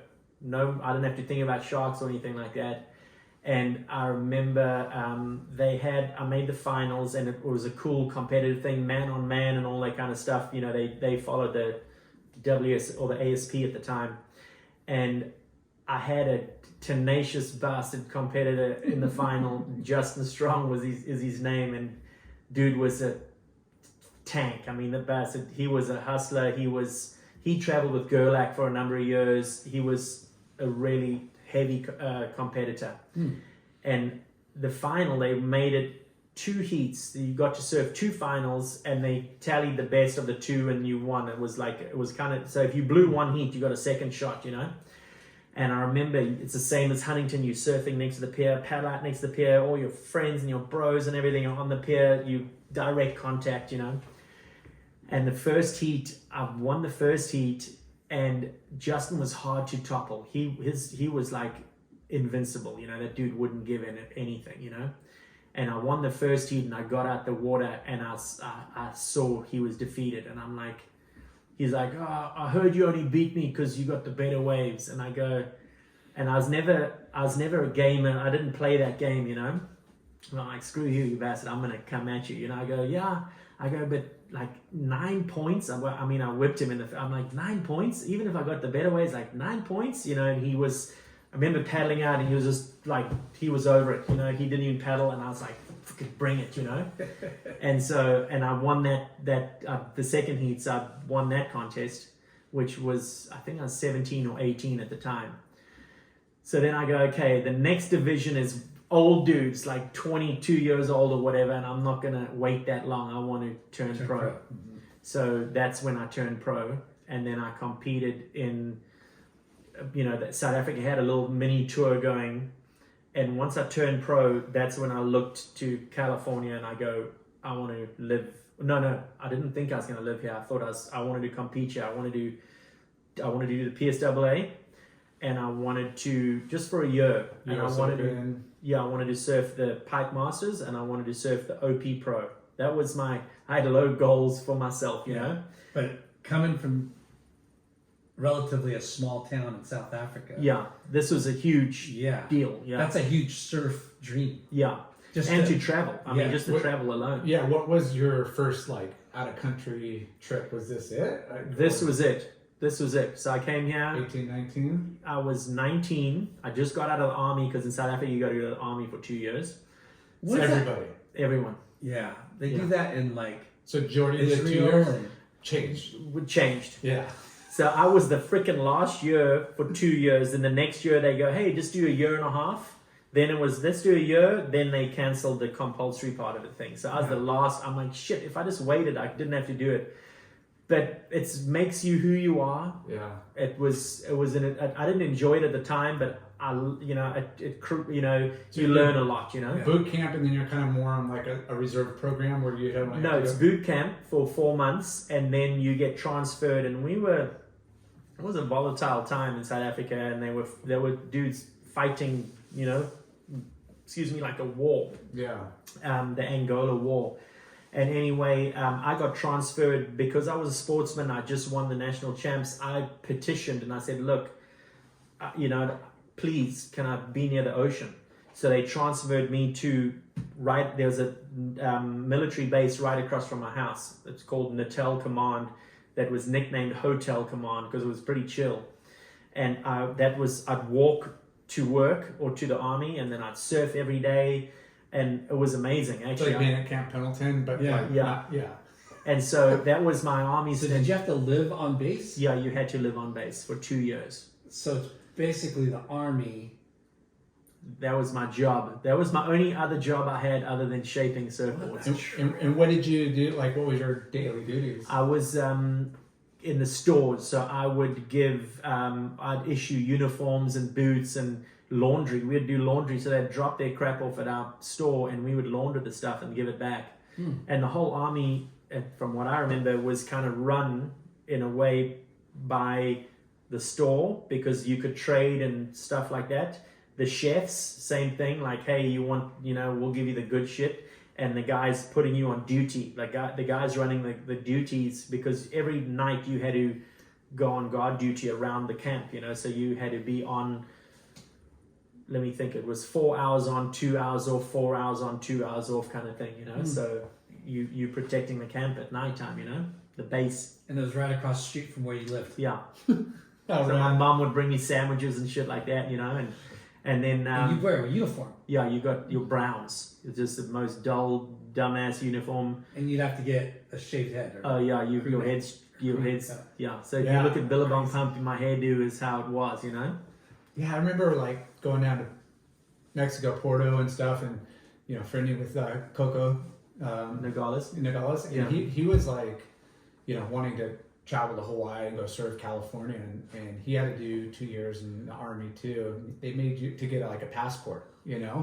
and they made you keep like a certain amount of money in the bank that you couldn't so you knew you weren't Coming in this back. fleet. Yeah. You had to come back. Like it was, you So could only weird. access it back here, and it was a decent amount. I think it was maybe a couple thousand US. I don't know. I don't recall, but this was back in the early mid '90s. Yeah. And It's almost like a good thing that they make you do that. yeah. I As long as you're not in war. yeah, and that's the the problem is discipline, you on call, shit hits the fan, and they like when I was on a pass surfing, and my whole platoon, while I was gone, I get back and I walk in this whole room, 32 dudes, and no one's there, and it looks empty, and I'm like kind of walking around kind of confused, and I go to my sergeant major at the time, and I go, I didn't say, hey, you salute, or not a salute that guy, but you add attention and respectfully, you set up an appointment, and I go in and hey, I don't know where my guys are, and that whole platoon got taken out, and they were minesweepers. They'd walk in front of a vehicle and sweep for mines, and I'm like, shit, I was surfing. If I wasn't, I'd be a minesweeper. And so you for 2 years it was cool, but you always On edge. on for edge. Sure. Yeah. And something happens volatile, some kind of weird thing, and you're like, oh damn, is it my time? I'm not gonna get a call. Did you ever go surf like Mozambique and stuff? Because I heard there's No. an incredible No, I never went to Mozambique. When I was growing up, my most adventurous was the Transkei. So Mozambique was also more volatile at the time. When apartheid was in play, you didn't want to, you were a target if you stepped out of South Africa. Yeah. So my first major trip was jump on a plane and come to Huntington Beach. That's so funny. Yeah. So what were you mentioned Pierre Tosti, like how much older or younger was he? Say he was maybe 3 or 4 years older than me, Okay. and he was he was also a clean cut dude. I think if he was a bit more rough around the edges, he probably would have done better on tour. But he couldn't have, the tour life was a little bit too rugged, But he was the national. So I was looking at him, and he won the SA champs. I'm like, shit, if he can do it, I'm going to do it, So I'd say he was 3 or so 4 years older than I was. Because he had a pretty successful run at He did. professional surfing. And so he rode for Spider Murphy at the time as well. And I remember Graham Hines, Spider's partner, the guy that owns Safari Surfboards, you know, Pierre had the talent, but he was a religious guy. Mm-hmm. He didn't want, don't drink, don't swear, don't look, don't touch, you know. And I think the boys on the tour was the Wild West Aussies, and they ate him up, you know. Yeah. If you can't rock and roll. Yeah, don't exactly. fucking come. That's exactly. Yeah. And what did he? So he was a professional surfer. And did he work for the WSL or was he a photographer? What did he do? He's a photographer. Photographer too. Yeah, Yeah. yeah. Okay. Because I knew he followed like all the events Yeah. and was kind of like this, maybe a staff I just remember photographer for. the wetsuits he wore, Yeah, like blue and pink. yeah. Blue and pink. Victory. Yeah. So when I was at Grand, one of my first trips to J Bay, I was sponsored by Elita wetsuits, and over here, and I ordered like custom order suits, and they go, okay, we'll make you a suit. I got a short arm full, I got a full suit, and it was electric blue and lime green. I mean, it was, when I put that suit on, I was the king of the world. You're a dude. star. I was the man. Custom, where you want your logos, Yeah. in the thread, you could get different, thread. So I was like, I don't give a, no one is going to get in my way. And I remember going to J Bay with my bro Noel, and we drive in a normal car with boards and all this shit, and I put my bag with my wetsuits on the roof, tie everything down. And I remember driving through the Transky, and I saw something. What the hell? Something kind of. Maybe it was a bird. Anyway, I got to J Bay. I'm dying to throw on the full suit, and I'm the man. It came off the roof. Bag flew off in the middle of the Transky, and I was like, son of a bitch. Now I had to wear someone's like dive suit with a beaver tail kind of action, and I sucked so bad. It just sucked the wind out of me, you know. so damn it. wow. I mean, so explain like the Transky, right? Like So the Transky is a country, or Transky, you know, it's a country within South Africa. So it was, imagine Arizona, let me just think of how, like imagine Phoenix being a country within America. So the Transky is this country within, and it's called the Wild Coast. It's not very inhabited. It's pretty sketchy. It's the way you get from Durban to J Bay is you've got to go through the Transky. And if you want to get some waves alone and insane, you go to the Transky, go to the coast, and then surf these insane waves. No one will be around. Incredible surf. Transkei, Transky, which means, trans means across, and Kai is the Kai River. So across the Kai River. it's so just kind of mirrored across like California coast. It's like you have like LA and then Santa Cruz, but in between there's nothing except the Transky. And it's maybe even farther apart because it's like it's a pretty far drive. Like so, it's even like it's like but it's a country. Yeah, it's a country. It's an African country within South Africa. Yeah, but it's rural and undeveloped and very like. Yeah, it's a beautiful place. Yeah. But there's no cities, there's no town. You're talking like country. Fishing's good, surf's good. Nobody around. There's a couple lodges there right now. In there's certain places, but we went to some. You couldn't even pronounce the names. I remember Nhlonyana was one of the places, and Landile was another place that we surfed these scary. I remember jumping off the rocks the first morning it was myself, Greg Swart, and Pierre Tosti were the three guys for MCD. And I jumped off the rocks at this one spot. And as I hit the water, my brain did this weird switch where it looked at me from underneath, like now I was watching myself paddling like from below, because now I'm in the food chain for sure. And the photographer that came with us was on the rocks the year before, the last trip he was there, and they saw, let me see how to explain this. The photographer was there with a lady whose boyfriend was in the water, and this great white came in, and they were from here to, 40 feet from the rocks, close. So you think you can get out if need be, No way. And this damn great white came in and hit this dude in front of the girlfriend and the photographer, and they started grabbing rocks off of the reef and throwing it at this thing, and the thing took his legs off and bumped the front of his body around, and then ate the damn dude. So like, we just watched this go down in front of them. Dang! Huge sharks. Yeah, and then so we surfed the place a year later with the same photographer. You went to the same spot? Yeah, and no, it's not like 200 guys surf it. Like probably 20 dudes have surfed it in the last year, kind of thing. So we get there and we surf it, and on the way back, Andrew, the photographer, is like, "Hey, remember Alex? I think the guy's name was that got attacked." We're like, "Yeah." They go, "That's where you got attacked." It's like, son of a bitch. Oh, you didn't know? No, not when we paddled out. Yeah. Well, I went there with Chris VanDerMeulen up on a trip, and the guy is like the gnarliest water Yeah. photographer. Like he'll scream and he'll shout. He's shoot. the noisiest dude in the He'll lineup. shoot land, but he prefers to get those barrel Yeah. shots and, Yeah. and like action. So he's a swimmer for sure. Yeah. And we're at this place, and he's like, we're like, "Oh, what about that way?" He's like, "No, Yeah. no, we can't." Like, no. Yeah. "Oh, what about this way?" "No, we can't. We're gonna wait for this one, and we're gonna, he had it Rhythm all. mouths, there's all kinds. Like if if it's He was raining, very smart, and like he wasn't, reckless. Like he Calculated. wasn't gonna be like, "Oh, we're gonna just go serve it because it's good." He was like, "No, we gotta Yeah. watch, we gotta assess, we're gonna make sure like there's no big whiteys out there." Yeah. It was gnarly.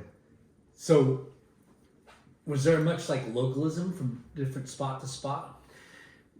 there was, and even within, they would teach respect or demand respect, I would say, where it wasn't exactly localism, but you followed the rules, so if you paddled out and you try to do something dumb or paddle someone's inside or grab a bomb or out of turn. We stayed in like that place Yeah. for like 10 You days. stayed in that Yeah. spot? Yeah, That's called a rondavel. Yeah, You gotta send me that picture. That's I'll not find. bad. I gotta go. I wish I'll go through some photos and see if I can find a couple from. Yeah, that This whole episode. trip that we took, they did a little article on the Zigzag at the time as well, and I remember I got some cool pics on the thing, and damn, it was a magical spot. And we and Chris has been there many times, and it was rad 'cause, we're bringing makeup and coloring books and extra clothes because you're giving doing the to locals. bartering and you're just trying to hook up lots of candy, lots of little treats, and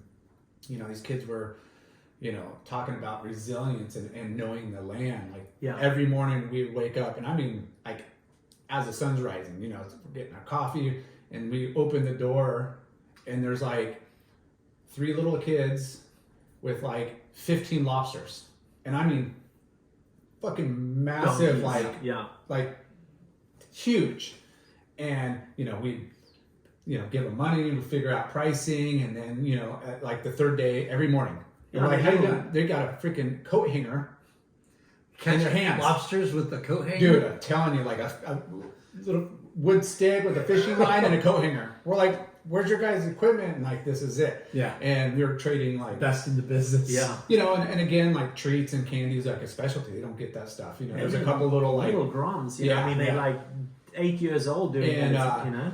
they were super stoked. We felt we were getting, better Smoking into the deal, but like, we hooked them up. Obviously, we were getting stickers and clothes, and like. I was like, "Here's a stick of gum, thank you." Yeah. HSS. What does that mean? Give me a lobster. Dude. But those are the cool experiences. We didn't end up scoring like the swell kind of turn. We didn't end up getting like the trip we were supposed to, but the experience and being in a place like that, and like it's insane. it was just cool. But So, rural. young pro surfer getting shots in the mag. Were you getting paid by anybody? I was getting product. No, I wasn't getting paid. Only when I got here. Let me think. Did I get a salary? No, I didn't. I think MCD. I got a mellow one. Nothing crazy. I remember pitching to travel at the time. Like, hey, I want to go here. I want to go there. All these places, and it was, I think I was asking for a few $1,000 to travel.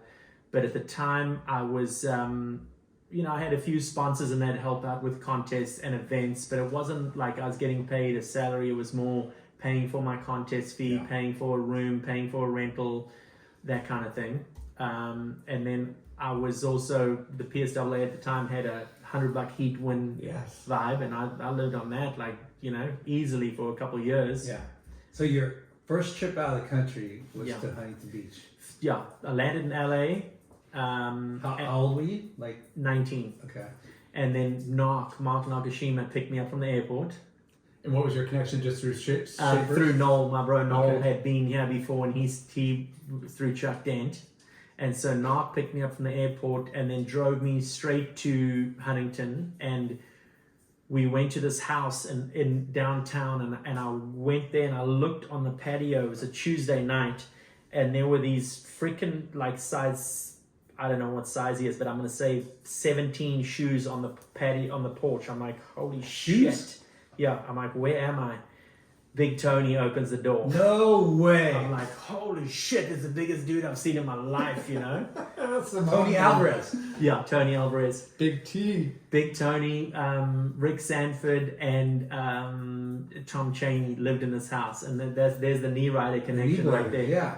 And so I stayed there for a little bit. And so when I landed, and it sounds weird, but in South Africa, we have Africans, we have Indian community, Indians, but there's no Hispanic community and no Asian community at all. So as I get off the plane, I see Nark. I'm like, holy crap, it's a Japanese dude, And it was kind of funny, And then get there, and the first night, Tuesday night, Tony's like, it's Taco Tuesday. I'm like, what is that? and I'm like, holy smokes! And he made tacos that night, and so I've known Tone from day one as well, Yeah. So rad. What a great group of humans that walked into right there. OG. Yeah. So What was Nakashima's Chuck Dent. He owned Chuck Dent. Yeah. Okay. What so what did you travel with, board wise, or I'd shaped myself. I had a Spider Murphy that I loved. I shaped myself a step up kind of thing, a 6'4", and I had a little fish that I shaped myself as well. I had 3 boards. I had a backpack, and I had $600, maybe $700, and that was it. Because the money exchange rate and everything is brutal for you guys. It's great for Americans going there, but part of early traveling and living on budgets is if you could bring a handful of boards, especially from South Africa, you could build a board there for a quarter the price of what it was in America. And I didn't expect. I thought I was just coming here, like I say, I wanted to surf these events, and my visa was for a year, and I was going to go back. Yeah. Which events again? The Caton? No, I wanted to surf the Pipe Masters. You wanted to surf the Pipe Masters? Yep, and I wanted to do the OP Pro. I want to do that as well as the PSAA. So what time of year did you come out here? February 3rd. So I missed Pipe Masters that year. I surfed the OP Pro that year. How'd you do? I think I did okay. I made some heats. I made the way it worked then, there was pre-trials, then the trials, and then the main event. And I made it to the main event. I think I lost in the first round of the main event, which I was like, damn, I already surfed 9 heats. I was pretty stoked. And it was big, and I think Todd Holland won it that year. And he was up against Marty Thomas, now that I'm thinking. So anyway, and then Hawaii, I surfed the following year. I went to Hawaii for the first time, Pipe Masters. I look at the roster, and I had, my first heat was Dane Kealoha. Now, granted, it was past his prime, he was just in there. Lopez, and a dude by the name of Aaron Grabarek. I don't know. Yeah. So anyway, and me, 4-man heat, and I got through that heat. I think Aaron and myself got through that heat, and I was like, how to surf pipe, and I had Dane and Lopez, but it was shitty for sure. They just ran it. It wasn't like now when there's a waiting period. Yeah. And I also got through some heats there. I think I made it to the main event on that thing as well. And but how gnarly is Hawaii when you first get there? Well, I got there. I got boards from HIC, so I spoke to the HIC dudes, and they said, "Hey, well, what do you want?" I ordered 6 boards. I remember 62, 66, 70, 72, 76, and 80, and Pretty typical, every 6 inches, you know. Yeah. Yeah. And Sino Magalanis came and picked me up from the airport, Nice. and he's like, that's because Pierre used to ride Sino's. You know, I saw that back when I was at Safari, and Sino took me to his house on the west side. Like, dude, I'm the only Howley in the whole joint. I'm just like, holy shit, I'm gonna get murdered tonight for sure, you know. And Sino's like, hey, this is your house, you can sleep, you know. And met Jason at the time and Rocky, his other son, and so then Sino took me around the whole time and like introduced me and, hey, this is my bro Barry, and took me around the North Shore. You know, go and stand there with heavy dudes, and I'm like, oh shit, that's Perry Dane, that's, you know, Johnny Boy. Yeah. Yeah. And I surfed, I had Johnny Boy in the heat at the PSAA, and I was, John Gomes, who the hell is John Gomes? And I was like, oh, that's John Gomes, Johnny Boy. Yeah. So anyway, Were you shaping there too, like in Hawaii? Or? Not that time. So when I was competing, I wasn't shaping. Yeah. And then, you know, so I just would hang out, and so I stayed with Sino and for a couple of weeks, and then he goes, okay, we've got to find a place for you, dude. And then I went and stayed up the hill at Pipe in this cool, like $8 a night or whatever. And then Todd Holland came down, and he got a place from OP, and him and Taylor Knox, I think Lisa, I'm not even sure, to be honest with you. But anyway, we're staying in this place, and Todd's like, hey, why don't you come stay with us? I'm like, shit, I'm in a room with like 9 guys. Now I've got my own room down on the beach at Pupukea, so I went and stayed there for 2 months, and so that was a whole different ball game as well. But that year was competing and photos and all that kind of stuff. Yeah. And then I did that. It's got to be such a trip for a young South African. We're talking about apartheid. We're talking about cultural differences. Yeah. I mean, it was mind blowing. I yeah. mean, and plus, I was spoiled in South Africa. I lived at home. Straight out of high school, straight into the army. Like I never did my own laundry. I'd never cooked for myself. I'd never shopped. Nothing. You were a kid. I was a child. Well, that and like you said, labor was so inexpensive. So even the middle class was like yeah, you got a nanny or something. Yeah, like your that, middle class was kind of like, I guess, America in the 60s, 70s, where, you know, you had a maid, you know, or, you know, like you had a cleaner or you just a cook sometimes, you know, like there was a very affluent, like, you could feeling, even though you weren't like rich, you know, you had help. So so it was a shocker when I got here for sure, and especially Hawaii too. Yeah, and I mean, thank God for ramen and you know. Yeah. Like when I know how to make that because you guys have an accent, right? Do we? Yes. Or do you? No, you do.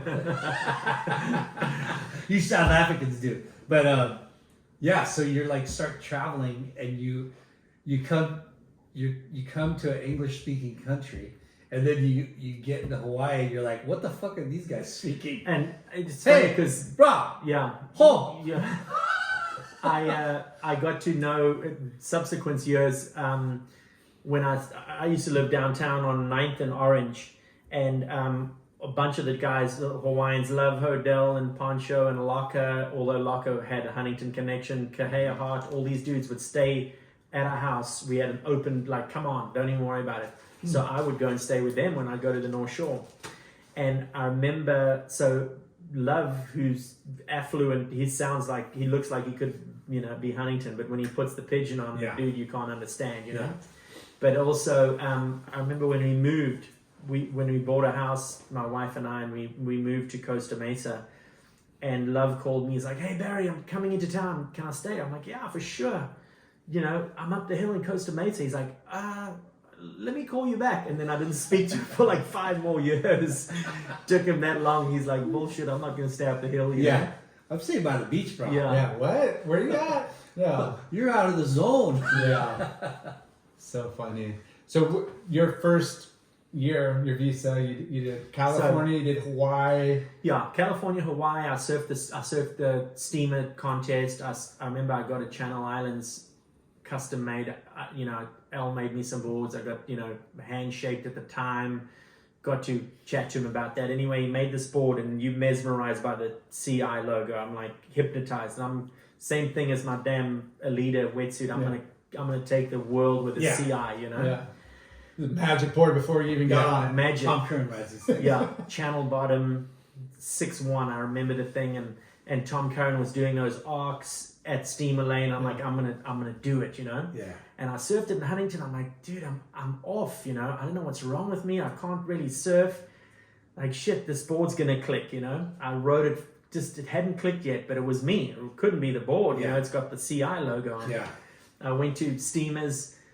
Pre-surf, I went with Kirk Tice at the time. Him and I drove up there, and I surfed this thing, and I couldn't. I'm like, something's wrong with me. Same thing. Like, I rode this thing. I rode in my heat. Like the next wave's gonna click, and I'm gonna win this freaking contest. I know it on this board. Yeah.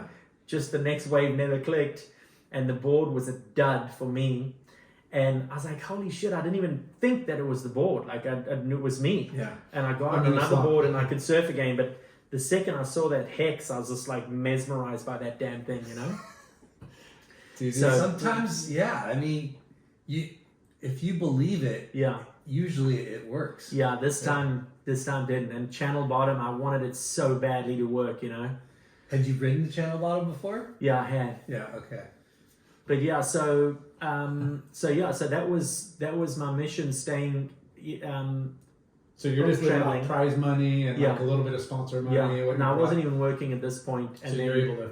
and my girlfriend, who is my wife now, Carrie, You've been together since South Africa, Africa, since I was wow. she came here when she was 18. I was 19. Oof, that's a long. If my 18-year-old said how I'm going to move to America with my boyfriend, I'd chuck her in a dungeon and say you're not leaving the house. Yeah. 18 is so old, but then so young. Yeah. Yeah. So The older we get, the younger that yes, becomes. it does. So I was trying for a sportsman's visa at the time to stay longer. At this point, I'm like, I dig this place, And there was also Home base was Huntington too. yeah, Right? Huntington, 9th and Orange. 9th and Orange. Can't So get any worse than that. yeah, no, I was a local man. You're in the zone and you've Yeah. got all the best connections already. Yeah. So So I entered the green card lottery where they allow you, they pull the name out of the hat and go, you've got your green card. And What? I remember I was working at Chuck Dent shaping, and someone's like, hey, someone's on the phone for you, and the phone was attached to the wall back in those days. And I'm going, Hello, landline. yeah, that's what it was called, right? And with so the Jerry Curl screen. yeah, that's what it was. And the guy, my attorney's like, hey, Barry, you're sitting down. And I'm like, and I remember the factory dirty as hell. I didn't care. I sat down right by the toilet on the floor. And he goes, you got your green card in the lottery. I'm like, bullshit. What? So I go, that was the cheapest route, instant. So I go, hey, what about my girlfriend? So he goes, well, how serious are you? And I go, serious? He goes, well, if you want, you need to get married. I'm like, bullshit. And I go, when? He goes, by Thursday. What? I go, bullshit. So I come home, I go, How long were you in California for? it's been a year now. And you've been dating for a few years? We've been like 3 years now. Okay. So I get back home and I said to Kerry, I go, hey, babe, You gotta go home. yeah, you out. It was good knowing you. Hey, Yeah. I got good news. We're gonna have and a bad little news. contract here. Your Yeah. services are gonna be. I'm just kidding, Gary. So I said, hey, on Wednesday, let's cruise. We got to go sign some paperwork, but we're gonna get our green cards, And she goes, I go, this doesn't count. We're not getting married. I want to do Just it get right it. somewhere along the line. Let's get it. We went on Wednesday, got the paperwork. to like the county, like To Santa Ana or Yeah. whatever. We got our paperwork, and then we got married probably 5 years after that kind of thing, for real, Yeah. But yeah, so then that way we both were But you legal to got stay married there. at 19. No, I was at the time I was 22. Yeah, he's been here. Oh, I think. yeah. 21. Yeah. 21.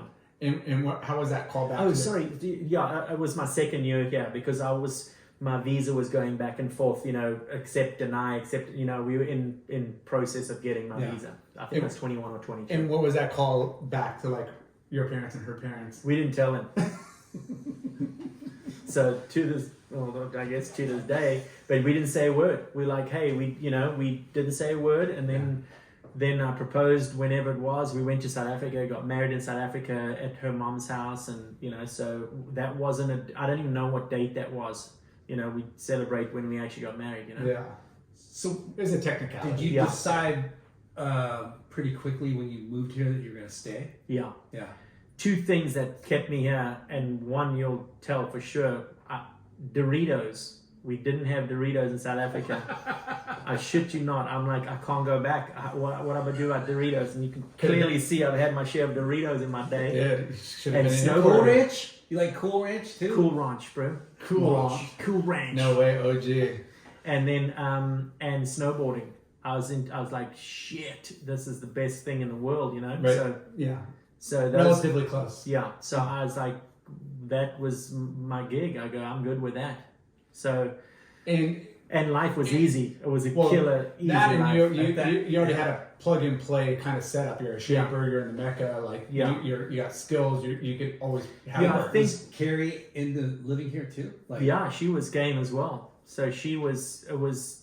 I mean, it was. You're young. It was so easy. It was fun. Yeah. We could Huntington travel was- from here. Huntington was like a party town Yeah. too. Oh, 4th of July, like you Yeah. just hope you don't get shot in the face by a skyrocket kind of thing across the street. And you on 9th and Orange, that block all four of the intersection and you just shoot at that dude and it's just cross going. Yeah. Riots, people running through the water house. balloon wars. Yeah, it was good. I loved it. I mean, I love it now. I'm still here. Yeah. It's not what it was. I've evolved. I don't think I'd enjoy that kind of thing now. But Yeah. I Your know kids my kids would. Yeah. Dip your toe in it every once in a while. Yeah. Yeah. Every 4th of July. Yeah, I just ride my bicycle on Main Street and like, this is bullshit. There's way too many dudes. I'm gonna chuck a U-turn, I would get hit up by so many people like that would come visit. Like, I can't believe you live here. This is freaking chaos. Like, like the summer, the proper, Yeah. Yeah. June, July, August. Yeah. And I'm like, it's just like this for like 2.5 months, and then Yeah. like the rest of the time you could go park on Main Street like the Yeah. other 300 days a year. Like, no Yeah. worries. And even in the heat of summer, you can still surf by yourself down the beach. Yeah, if you lemon your speak secret down spot? Yeah. yeah, I mean, you know what I mean? Yeah. Like We got a lot of coast. when in the summertime, yeah. you have to pull off PCH between like Golden West to like beach. Yeah. Like I always yeah. get off PCH. You just make sure you don't go like the keyhole. Like people are lazy as hell. Yeah. They park here and if they don't have to walk across sand, keyhole and paddle out right there. Whereas if you got to walk across sand, there's going to be a tenth of the crowd right there. Yeah. Yeah. So we won't give away our secret spots. No. Yeah. So you guys get married. You end up staying, like finding a place together, Yeah, getting a full-time job, or still chasing the surf. At that point, I think I was shaping because now the contest thing was done. I think by like 23 or 24, I'd sprayed my ankle fly fishing of all things, and How'd then you do that? I was jumping from one rock to the next, and I slipped and busted my ankle, and then How did you? Sorry, how did you get into fishing? my bro Vaughn, who's a salty fly fishing guide in Huntington, him and we were roommates with Kerry, and he got into his father-in-law got him a boat, and I've always fished as a kid, and then I got into fly fishing, and then we would go camp in the mountains for 2 weeks or whatever, and just eat fish you catch, and just go wild, and Lyndon doesn't know it. That's like, but I do. yeah, it's Yeah. insane. I've only So- watched it on TV. on Bear Grylls. But yeah, so I got into that, and then shaping boards, working at Chuck Dent making boards. My first Chuck Dent was George's. I worked at George's. And then I worked at Chuck Dent, and my first shaping gig was working for Dennis Jarvis at Spider. Nice. Yeah, and that's when he was the man. I can't say he's not the man now, but he was the man when Benji and Ross Conan and Greg Browning and Conan and Tom Curran and so the list that's goes when on. I was Travis Molina. Travis Molina. Yeah. Frankie Oberholzer. Yeah. Right? Oberholzer. Oberholzer. Chris Davidson ride those two? No. I can't remember. So. Maybe. I don't know. But he was on fire for sure. Yeah, he was on fire. He's an excellent businessman. He knows how to handle. So you were his Go Shaper? Yeah. Nice. And so so I was busy as hell, and that's when Where would you shape those? At his factory? In Gardena. So every day I'd drive to damn Gardena, and then I'd come back here. And then... And it's pretty decent money. Yeah. You get paid per board, and you do some numbers, but it's like $10 a shape or something at the time, you know? So it's not the best money, but volume you can make a living, you know? But it was more in about... that age, that time of your life, you're like... I think if you're making a couple $100 a day, you're killing it. Yeah. And my rent was $250. My portion was $250 a month, and Kerry paid $250, and Vaughn paid $250, you know? Dude. Yeah. You're living right there, blocking the beach. Yeah. But you're, at that time, like 90% of the boards were pretty much the same cut, the same outline, the same. So we would just, I'm not saying forefront, but I remember the cuts were coming out and they were horrifying. Like they were gouged and weird and big old. They used a massive bit, and it was like you had to fix the damn thing before you could shape the thing. And then the cuts got progressively better and better and better. But I was go shaping at the time, it started to slow down a little bit. So I worked for John Carper. I worked for Pat Rawson. Pat became a good friend through Paul Nordie as well. In fact, when Max was born, I was shaping for Pat at Chuck Dent. And it was late, so Pat went, he's like, hey Barry, I'm going to go. He was staying at our house, and he went home. And at midnight, Kerry calls me up. She's like, hey, it's Friday. She worked at Jack's at the time. She worked till 5 o'clock that day, went home. And then 12 o'clock that night, she calls me, hey, I'm going to have this baby right now, get home. So I go, put Pat on the line. So Pat's like, hey Barry, Kerry's just panicking. Just don't worry about it. Keep shaping my boards. Kerry's fine. So I go, okay, cool. About 15 minutes later, babe, I'm freaking, this is bullshit. Come home right now. I go, put Pat on the line. Put Pat on the line. Barry, she's fine. Don't worry. Just finish those boards. She's fine. Third call about 10 minutes later, I'm going to the hospital without you. I go, okay, shit, I'm coming. I had foam dust on me. I get her in the car. This time. Okay. Yeah, Chuck Dent. Okay. I get her in the car. I drive to Hogue, all foam, like, bust and just foam dust all over the place. We walk in and it's like, whoa, blah, bow, here we go, Max. I mean, it was no way. Like, Pat, you bastard, you lied to me, dude. Almost missed your kid. So I always have a laugh. I tell Pat every time, I'm like, hey, dude, remember that? He's like, I feel so bad. But anyway, so so I got to do all this go shaping with these dudes. Incredible, yeah. Like that's epic list of prolific shapers of the time. Of history. The last one that I had was Biolis. I worked for them for a couple of years, and I remember Matt at the time. He's a hard ass dude, but a amazing craftsman, of course, and particular, like for the number of boards he does, he will check every single one of them and make sure it's done to the standard. He won't just go, oh, that's good enough. He would make you take them back and redo them. Yeah. But I remember him telling me at the time, hey, he goes, you got a job here, no worries, I'll give you 50 a week all day long if you want them. He goes, but you have the vibe or the knack or whatever to do your own thing, do your own thing. He goes, because I was telling him at the time, cool. I'm like, hey, I've got 3 orders on my own, can I take a few less? And that 3 went to 5, 10, 15, and it built. And then eventually I'm like, hey, Matt, I can't cope. He goes, dude, fly, you've got your own thing going. That's what you want to do, Yeah. And that's how that's good. He recognized it, but also saw the talent. It's not like and I was an eager learner. I was I was loving I love what I do, I still love what I do, you know? Yeah. It's So- kind of a neat little training, you know, from those, because all those shapers, they're all different. Like They I are. remember, you know, Yeah. because we sold JCs, Yeah. we sold spiders.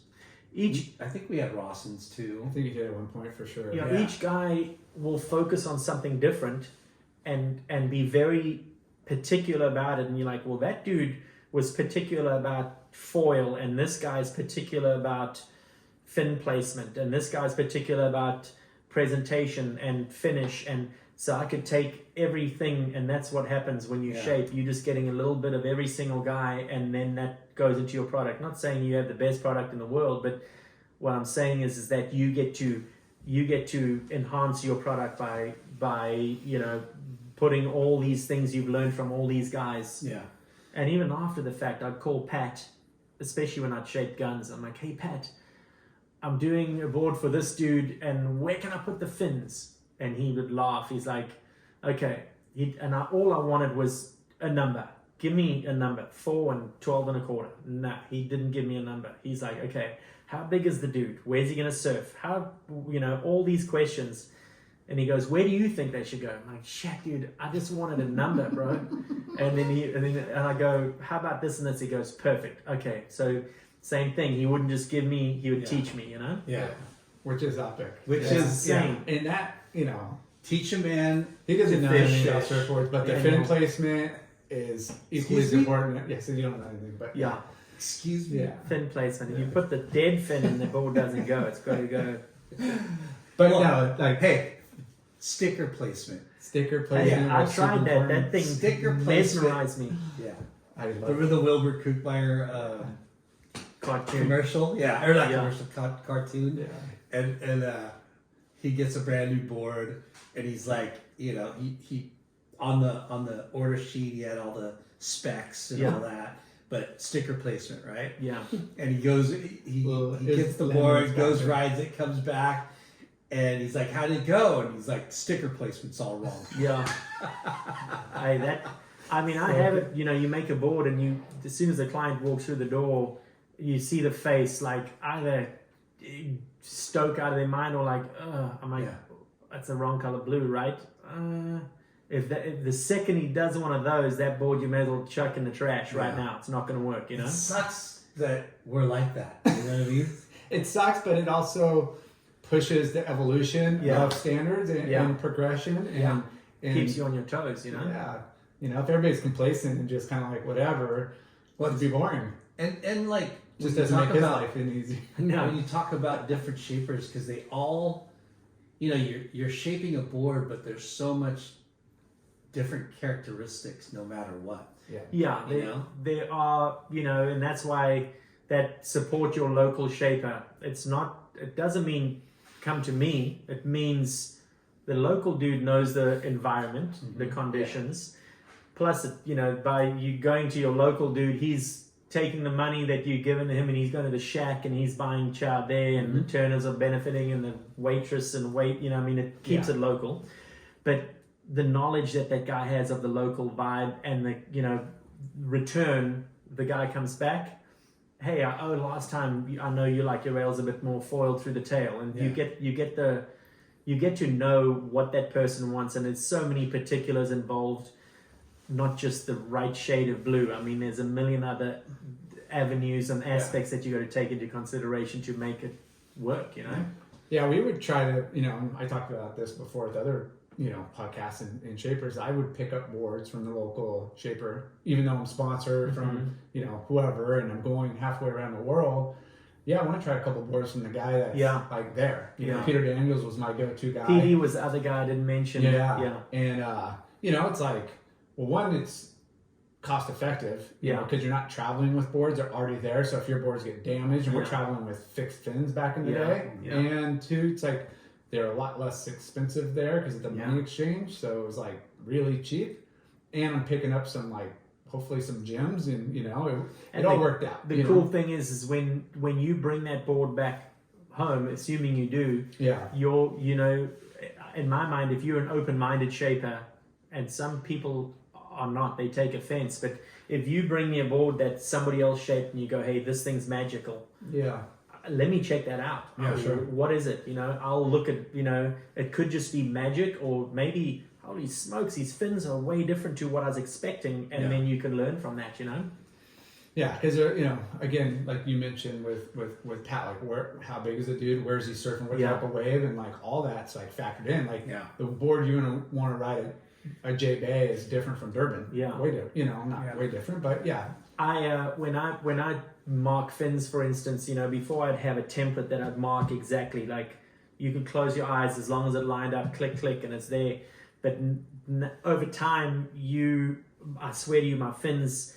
If you saw how fine a difference is from one dot to the other, but there's a gut feel like, ooh, I want to loosen this up a little bit, and I just tweak it like to this side of the dot. Like I don't know if it would make a difference or not, but every single board is customized just for that dude, And it might be you might be off the mark, but deep down you're like, I want to make this one just right for this dude, I worked with a bunch of shapers. I never worked closely with Biolis, but I've been around him and I've seen him in what his boards. Obviously, he's one of the top guys. Yeah, he was very particular about fins. Oh man, and where they sit and based on different shapers, Corey Lopez. He liked his fins really tilted out, and I don't know who else did. I just remember looking. You're always checking. All the boys out. Let me check out your board and stuff. I mean, you could see no subtleties a lot of times in some fins, but Biolis, I felt like I could see a lot more, progressive, pronounced, fin placements over some of the other boards. And then maybe it could have been, FCS versus futures, and as things went on and where, which is it's crazy because the shaping, right? The act of shaping, your tools haven't really changed much, right? No, I'd say the biggest tool that's changed is the introduction of a CNC machine.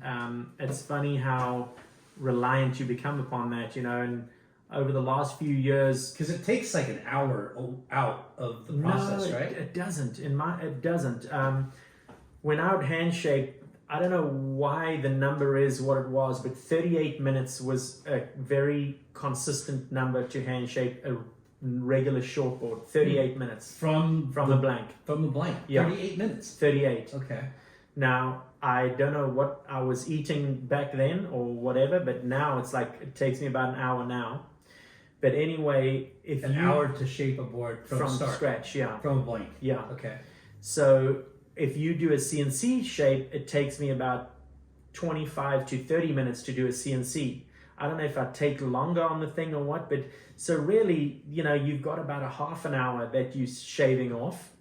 The thing that I love about the CNC part is the reliability to go back to square one of that shape. So if a guy comes in and likes the board, I'll just look up that file and I go, hey, here's the file. We can just reprint this file. It's still going to be a different board, but it'll be part of the same family. Whereas Eric Ching just got a board. He just told me I made a board for Rudy's dad, Rudy Sr. And he got it. He didn't like it. He's like, something, I don't like the way it goes. So Eric came into my shop. It caught his eye and he bought it. And he rode it and he said he loves the thing. He left it down at HQ for the lifeguards. They would all surf it. He says it's a 6'8", and he goes, a lot of people loved the thing. It was surprisingly fun for a board that size. Anyway, Eric's like, hey, you got to remake this thing. Let's look at this, at the numbers. I looked, and if I hand shape the thing, I put SK100. I'm like, shit, I hand shaped this thing.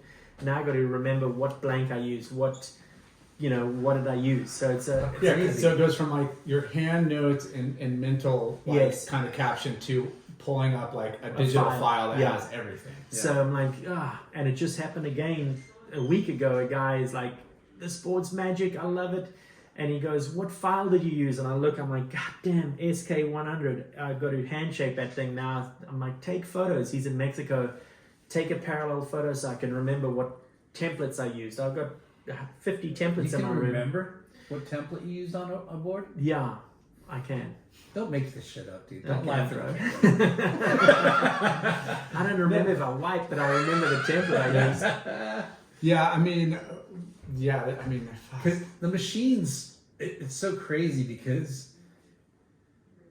the half hour is a long time to shave off. But it's crazy, like, it makes the rocker in the board, right? Oh, it's basically it's almost rideable at that point. You know, all you're doing is removing the router bits from the blade of the CNC. You know, but you're also fine tuning rails, rougher outline, concave. It just. And I will, even when it comes off the machine, I have templates that I put on to see, because a lot of times you assume that the machine guy is giving you what you're asking for, but if that doesn't fit and the guy just tweaks on a little bit or whatever, you get the board back thinking, oh, that's what I ordered, and you measure the rocker, you're like, whoa, it's off, you know? So it's easy to manipulate, and no one's going to tell you they did, because like, oh yeah, I changed your file or whatever. They're not going to say it, but I've got my rocker that I put on straight away and realize, oh man, this is off, you know? And then I've got to shape it into there. So I just view it as a close tolerance shape where I don't mind pulling out my planer and making an adjustment. Some you've got to abandon and go, hey, this one's not going to work for this dude, you know, I'm going to have to make him another one, and that'll become one of my, you know, stockers or whatever the case is, you know? Yeah. But other than the CNC machine, all the tools, I mean, you know, my planer is, I don't know, it's got to be 60 years old, you know? It's an old beat. It sounds like crazy. I just put a new drum in the thing that I got, and my Sureform that I've had since I started in South Africa. Wow. So that thing, you know, I've got sanding pads that are, you know, your hand, at first you pinch your little spot for your hand, but then eventually your hand wears all the way through anyway. Everything I have is, you know, it's pretty archaic tools for the most part. It's mainly you know, translation, you know. Yeah. You have like rail templates. Yeah, you got your rail templates, you got your rail, you know, your rocker templates. Caliber. You know, so you know, it's all just double checking, and you know, the more you check, the more opportunity you have to assure that you're giving the client what they've asked for and what you intended to make for them. So when did you bust out on your own label? I remember you were saying It's been a while. Matt I'd say Miles was like, kind of suggesting it. yeah, I'd say in the late 90s or something like that, I'd probably say, or mid 90s. That's a good question. But yeah, I'd say, let's say 95-ish or so. And then I worked at Chuck Dent, you know, I rented a room from him for a while, and then I got the place where I am on Hamilton and Newland, and I've been there for 23 years. It's so crazy. Like, why didn't I buy a build? Why didn't you sell me a building, dude? Yeah. Good. Like, you know, shit, now you can't even find a building. But anyway, so I've been in that same spot for that long, you know. Myself and Sean Jensen got that place. In fact, the name on the thing is Barry and Sean's, as ghetto as it can be. My original permit or whatever, lease on the wall, Barry and Sean's, you know. That's so funny. Yeah.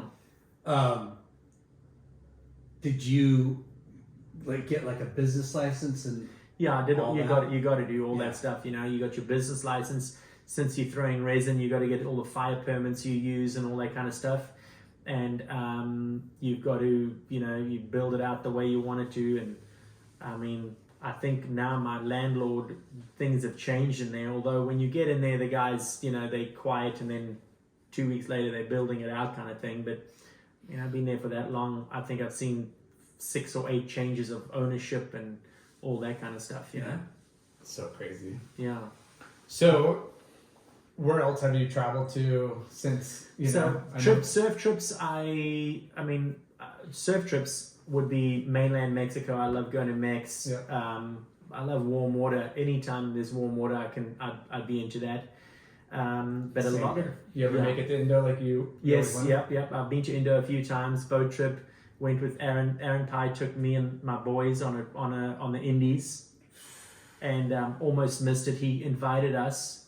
Called me at 6 a.m. once. I'm still fast asleep, and he's like, "Hey Barry, I go, hey AP, what's up? He says, would you like to go to Indo with us on this and this date? I'm like, hell yeah. So he goes, so I'm like, man, my groms are gonna lose it. And then he goes, do you want your kids to go? I'm like, well, I don't mean to impose, but are you inviting or not? So he said, yeah, bring the boys. So Is this close to age, your kids? Max and Jack, Jack is 19, Max is 22. And at the time they were probably 13 or 14 and 16 or 17 kind of range. So I look at my passport, and you know how you need 6 months in your passport. My passport's expiring within that time. So I send out for a new passport, and it's a South African passport that I have. So I'm waiting, and Aaron's like getting anxious, and I go, hey AP, please just hold on, you know. And one morning I get a text from Aaron. He's like, hey Barry, sorry it didn't work out. You know, we'll try again. I'm like, I'm gutted. I was sick. I wanted to puke. I was sick. And I looked at my kids like, I just hosed you guys on the trip of a lifetime. That day the mail arrives with my passport. AP, I'm in, you know. So he goes, right on, we're leaving, you know, and we jumped on the plane. And so and then, so I've been on, you know, all my surf trips, and then other cool trips that I've been on fly fishing, like Christmas Island, which is Kirimati, which is you fly to Oahu and then goes 3 hours south to the equator. Took boards with us, and they don't have, bless you. Thank you. They don't have normal boats, and it's not a normal surf trip. It was a fly fishing destination, and got my boards, and the surf was cracking. I mean, this place was like blowing my mind. So we got on these big old boats, and you go to this harbor, and we going on the swell trying to get out, and we got pushed back. We couldn't even make it out. Oh my So God. I didn't even surf the place. I could see. Island? Yeah. Damn it. And what was the trip plan there? Like to go fishing? You go fly fishing for bonefish and giant trevally, and you know, it's a fly fishing destination. Crazy. Yeah, so a lot of my destinations now, I try to be ambiguous in how I want to fly fish and I want to surf, you know, so I try and get a bit of both in. So rad. Yeah. So my bucket list is getting a little bit smaller. You know, the older you get, the more you realize, shit, I better cross some of this crap off the bucket list because it's not going to happen at this pace, you know? Yeah. Have you been to Tabby too? Yeah. Yeah. With the pies? Yes, we went to Tabby with the pies, and I've been with a good bro of mine, Jeff Sewell, who's been a number of times. My best one is he calls me one day, Thursday morning. Hey Barry, what are you doing today? I go, I don't know, what's up? He goes, you want to go to Tabby today? I go, bullshit. He goes, seriously. Steve Week was meant to go on that trip, but he couldn't make it. So he goes, you want to go instead? And I'm like, yeah. So my wife, I look at my wife, she's like, get your passport. Yeah, it's good. She goes, if you don't go, I'm pissed off, you know? Yeah. And I was like, I go, I don't have any Carry money. knows the deal. Yeah. So I go to the bank and I get $200. $200. Jeff's like, I got everything. I meet him at the Starbucks. He jump in the car, go to his tabby. I'm not much of a drinker, although I'll start tonight. Yeah. Ashley towards seltzers. Maybe some shoots and Yeah, shoots. I'll get shitty tonight. No, anyway, so we get there. My bar bill was $38. I bought my wife what's his name, a Fijian pearl, and I came home with change, and I freaking scored, you know. So I've had like 3 trips where Jeff had it planned, and someone fell out of the trip or whatever last minute, or something happened, and he's like, dude, do you want to go? Hell yeah, I want to go. So Those are good friends to have. yeah. Yeah. And have an awesome wife that just says, She's like, you're a dumbass. If you don't go, you know. If you don't go, I'm pissed off at you. I had that opportunity. It was right before the pandemic in October 19, and buddy's like, had to pull out. He's like, hey, like, I can't go. Yeah. You know, like, you just gotta buy a plane ticket. Yeah. And you can take my spot. Yeah, And my wife, you know, she's like, you gotta go. Where'd you go? Indo? Tabby. Or we stayed on Namotu, but yeah, we surfed, cloud break every day. Yeah, the first few times I went, you got the boat, it was only you guys out. And then the last few times, or a couple times, it sounds like I've been a bunch. I've probably been 4, maybe 5 times. You had to share the place, which is it's a little bit brutal. Yeah, the first time I went was a long time ago. Yeah. It was just whoever's on the island. Yeah. And it was like that for a long time. And Yeah. you're like, the place holds 48 surfers or whatever, based on the beds and numbers. Yeah. You want to go on a trip where it's like all wives and kids and family, because that means it cuts down. And that's the trips I'd be, is on a couple's trip, and the couple would be Jeff and I, and they look at us like, this is bullshit. I had to pay for my wife to come here, and then you 2 dudes roll up. Well, we went, and our daughter Lily was like 2, and they made us pay like 75% of what it was. It was like not even a discount. We're like, she's not eating anything. She's still having like formula and baby food. Like she wasn't even 2. You're making her pay like how much? Like she's not doing anything. Yeah. Yeah, it was freaking buzzkill for a kid. One thing if they're a little older and taking advantage of everything. Have you surfed any of the wave pools? Waco. Nice. And the same, my bro Jeff, he I gotta get to know this guy. Yeah, Jeff. Who's He's Jeff? my bro. So he calls me up. He's like, He hey, showed Sugar Daddy. Jeff. Yeah. Me and Lyndon over here. So you got to get him on the next podcast. He calls me up. He's like, hey, why don't you cruise? We've got this pool. And I go, I don't want it. I'm not interested. So he calls again, like, bro, you should go. I go, seriously, Jeff, I'm not into it, And then he goes, talk to your kids, see what they say. And the boys are like, dang, let's go. Yeah. And I went under duress, and it was freaking fun as hell. Fun as hell. Yeah. I had 54th Street, 56th Street on the best day of the year. Yeah. And I freaking had a blast. And it was just the crew of us that were there, and it was. So you guys had it rented for the day. Yeah, he booked it out for a couple of days. Like a bunch of people chipped in and booked it out for a couple of days. Yeah, that's the way to do it. Yeah, we're doing that for Country Club Surf Club in May. Yeah, yeah, yeah. I would highly recommend it. I haven't done. There better be a spot for a freaking late night over here. I'm gonna be flexing. I'm gonna call Joe up and Nichols and Russ and all of. Sorry, dude. Flexing. Friends and family only. No co-workers. In this place. I'm just showing up. And then I haven't done Slater's Pool, which that is the premier one for sure. But we've actually gotten to go a couple times. Yeah. Our buddy's there right now. I know. Yeah. So if you ever, Kelly Swords. Kelly, thanks for the invite. Sorry I couldn't make it this week. Jeez. I'm definitely coming back. But he rents it out like a couple times a year. Yeah. And sells spots just like Tabby. Yeah. That's weird. He has the right number, so Yeah. everybody's happy on catching enough waves. And there's that's the thing. We went to Waco. There was a lot of Groms, and they sent it. They become players in the lineup. You're like, damn, dude, I thought you were 12. But they scrap just as hard as you go to. Yeah. But hey, just even paddling out and seeing your kid just getting barreled from the top to the bottom or whatever is fun as hell. So fun. Carrie worked at Jack's for a long time. Yeah, right? she worked there for I think 15 years, and then which is one of the few people. Then she worked at HSS for a number of years as well. So not too many people work both sides of the street, And she's Switzerland. Yeah, exactly. And then she went as an adult, went to school and got a degree, and now she's interior design, working for a rad company in Corona Del Mar. Nice. Riley Clausen Designs and Riley Clausen. Yeah, she's badass. Ryan Clausen's wife. Yeah. She used to be a rep. Yes. Roxy, right? Exactly, the OG Roxy rep. And so that's who Kerry works for, and so she loves it. I mean, she's, involved in crazy projects. Like, I don't even understand that kind of money. The clients are, building beautiful homes. Yeah. You say Corona Del Mar, that's a lot of zeros behind that.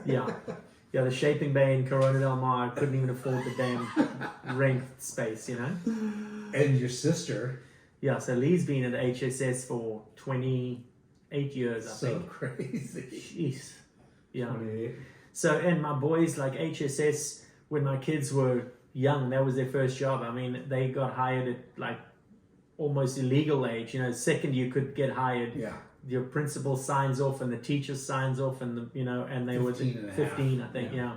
So both of my boys worked there, first jobs. They're both lifeguards now, but it was amazing. I mean, it's been, this is home. People often go, "When are you going home?" I go, "Well, at like 5:00," and they go, this is home now. You know, there's South Africa. It's where I was born and all that, but it's about my kids and where they were born, and this is my adopted home for sure. How often do you guys go back to South Africa? I've been once. When we got married, that was the only time. So I've only been, Kerry and I have been married for 20. It feels like 8 years. It's been such a smooth ride, but no, we've been like 27 years, I think. Wow. And we went there that one time to get married. I haven't been back since. She's been back a few times. Her dad still lives there. And how did Lee come over? Did you vouch? She came over traveling, same thing. But to stay, she got she did. How did she do it? That's a good question. I don't even know. At the time, things changed after apartheid changed and all that kind of stuff. It was different, Yeah. Like they were, they weren't terribly excited about white South Africans, with apartheid, as you could imagine, So when it opened up and everything was cool, then they're like, "Hey, you cool? We cool," Yeah. So I think she got a different, different streamline of different process. different chain. With me, it was like, bro, you got to do some crazy backflips to make it work, Yeah. Wow. So crazy. Yeah. So, VanderMeullen surfboards. Yeah, Barry V surfboards. Barry V surfboards. Because no one Way can easier. choke on. Yeah, Barry V. Yeah. Established 23 years ago. No. I would say longer than that. Yeah. But So but in the same building. But longer than that. Probably 25 to 28 years ago, something like that. Yeah. It's still going strong. Still going strong. And mostly, I mean, you don't advertise anymore.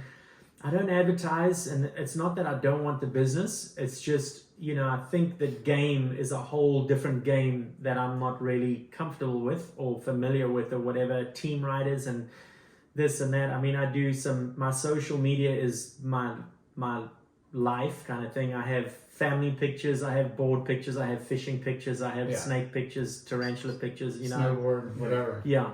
And word of mouth, repeat customers. I could definitely be busier. I could definitely be quieter. I mean, it's a nice pace at the moment for sure.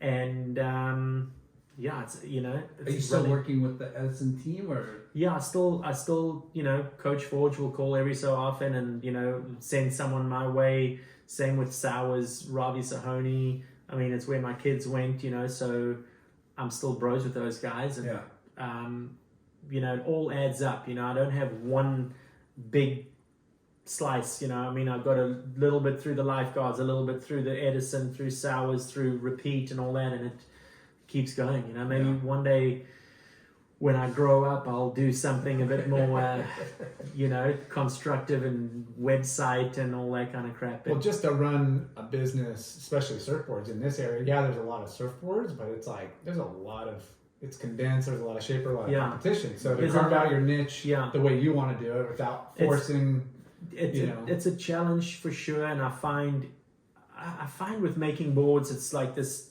toilet bowl kind of thing, and you're going to make a board for the dude and you're going to piss him off, and then he'll get one from you, and then damn, his prices went up, then he comes back to you. It took too long, and it's just going to swirl, and you'll see the guy, and then you see him on something else, and then he went downtown, and then he got one from me, and if I get, they roll to me every, I mean, some clients I've had for years. That the dude that called me out, Chris Kapczynski, that said, "Hey, when are you going to put Barry on?" I had to jump in and go, "Hey, whoa." Oh, shout out to Chris, what? Kapczynski. Kapczynski? Yeah. Chris K, let's say. Yeah, so he's the one like, "Hey, get this bastard on your show." I'm like, "Oh, shit, they've been hustling me for years." Yeah. I thought they were just drunk. Well, yeah, right. Now, well, sometimes, but it's we talk about the evolution of like where surfing is and like the board design era, and right now it's like a melting pot of boards. Like anything goes. 20 years ago, you're popping out 6.0s to 6.3s or 5, whatever, and just high performance. Yeah, high 18 and a half, performance 2 and a quarter. 18 and a half, 2 and a quarter, and 2 and an eighth. Yeah, And now, and you have such a versatile like lineup. You got longboards, you got twin fins, you got mid length, you got like fishes, and the versatility has to be there. And some guys are particular and they want to only do this. I love my ADD. If I have it, I'd self-diagnose, but I can't. If you said, hey, do 6 O's all day long or do 5-10 fishes all day long, I'm going to lose my mind. But if you go, hey, do a few 5-10 fishes and then do an 11-3 glider. Ooh, okay. Yeah. Okay, now I get to a Grom shortboard. Okay, cool. And well, you go from more creative. That removes you from production mindset to like a creative mindset. Like, oh yeah, now I got to think about that again. And what? Keep you on your toes. Are you selling, distributing to other shops? No, and at one point, I mean, I had boards in HSS and jacks, but anyway, what happened in my brain with imported surfboards is they would, let's say Firewire that's imported, they would roll up. Not that I know their business plan, but I think what I understand, they'll roll up to HSS and go, hey, here are 60 surfboards. And here are the terms. If I do 60 surfboards, it's going to take me 6 months to do them, and I need to get a deposit before I start. And the second I hand them over, please, can you pay me because I can't float 60 surfboards. So with all these imported boards, the dudes are floating some numbers. You don't have to pay at the end of the season. Oh, we sold 20. Here's the check for 20, and we good. Mm-hmm. So it sort of eliminated me from that. I can't compete. Not and just all the you, small, but a lot of small so that's brands. why for just going direct to a customer, you roll up to my shop and I make you a board, and there's no middleman. You get the deal because you came straight to me, and there's no middleman involved. Yeah. So to get a hold of you, just go to your website, which is you can go to Instagram, which is Barry V Surfboards. Or my shop is just behind the smokestacks on Huntington in Huntington on Hamilton and Newland, and so my fish logo is on the door. You can see the fish on the door. Is that office number? Yeah, 8570 Hamilton, and no, it's become telephone landline. Oh yeah, the one that's attached to the wall. And right now, that little spot that I am is a little bit of a hub. I've got so I've been there for 23 years. Robert August moved in around the corner. Nice. Lisa, Robert August, she's in the same building. And then Doc moved in a couple doors down from me. Well, not a couple doors, like 10 doors down from me. So there's 3 little places in there right now. So, it's kind of a cool little hub for sure. Yeah. And so, I'll, buzz next door and go chat to Doc every so often, or go to RA and see what they're up to. So it's not a volatile community. It's pretty friendly, Yeah. Yeah, That's awesome. which is rad. Yeah, because you guys are all we're in the same boat, Yeah, everybody's yeah, and it's you have your same clients, you share some clients. There's definitely there's enough people to go around for sure. Yeah, and we were kind of talking about it earlier with COVID, how gnarly. Yeah, too busy, much. Yeah, that you all outdoor stuff, but surfing in particular. I remember when I worked for Pat Rawson, he told me that he and John Carper spoke about, oh, you my competition. One of them said it, and Pat goes, no.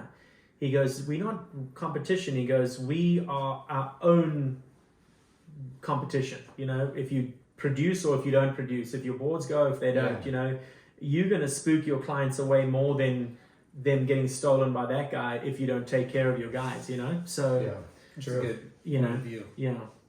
Yeah. Worry about your own craft and your own business and put out good product, and you'll be busy forever. Give it your all, We say it all the time. People like to do business with people they like. Yeah. So if you're a cool dude and you're a cool shaper, you make good boards. Yeah. People are gonna find you. Yeah. and stick with you. Yeah. The repeat thing it's a privilege. You forget, and then you look at the order card. You're like, holy crap! I've been making this dude board for that long. Yeah. And that's with Jeff that I mentioned when I lived downtown. He came to me and Your sugar daddy. my sugar daddy. Damn, dude.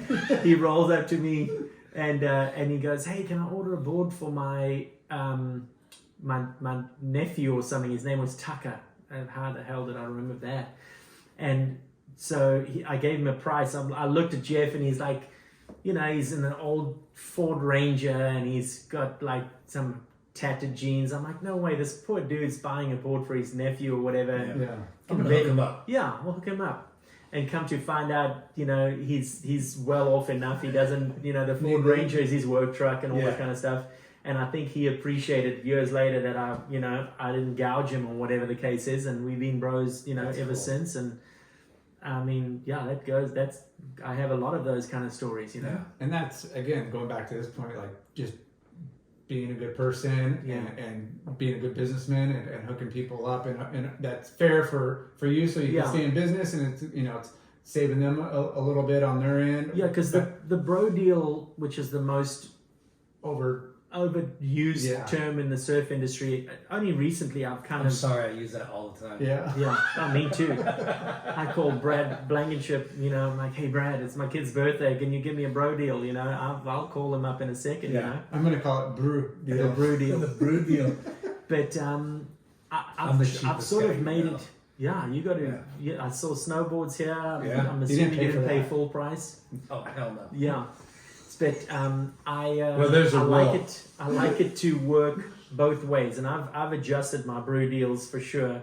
Where I'll give you a better price based on the bro deal syndrome, but you've either got to prepay or understand that you're not in the front of the line at that price. You kind of got to make it work both ways, because up until that, the bro deal meant you getting a bro price and I'm sucking ass on the back end of this thing, for no money. So I'm gonna stop calling. I'm gonna stop asking for bro deals. I'm just gonna ask for Bru deals. But it is. It's like those reoccurring customers. The ones that it's not for everybody, and it's got to make sense, and you got to have some full price and slide in one that's not full price. Yeah. It's got to just keep the wheels turning. Whatever you do to keep it turning. Do your sons have a shaping knack? Have you brought them in? Have they had interest?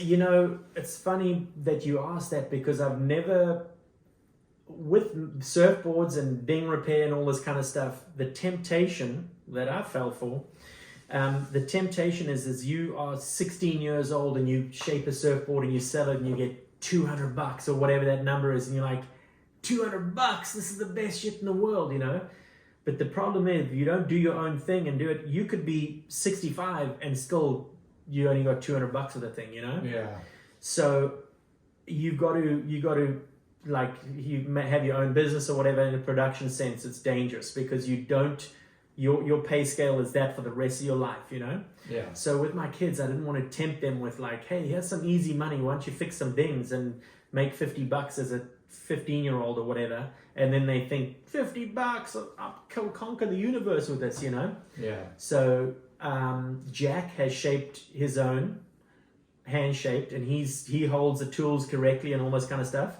Max doesn't like the sound of the scratch sound of sandpaper.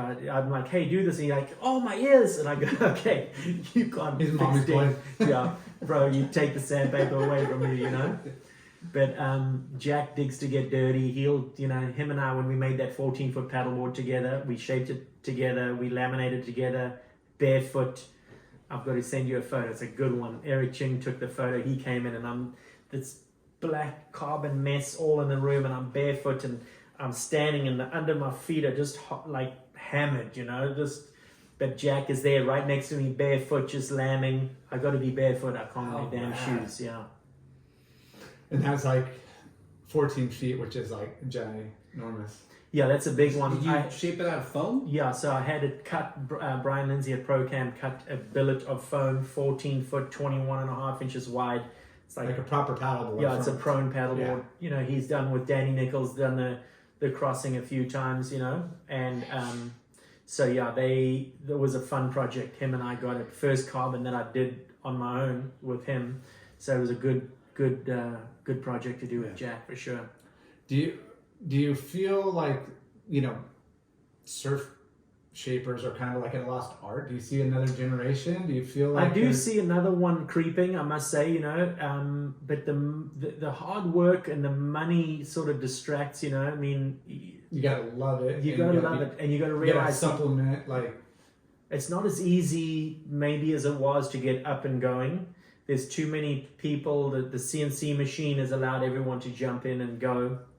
But I see, you know, there's a little bit of a resurgence of hand shaping, which kind of gets, you know, they talk about soul.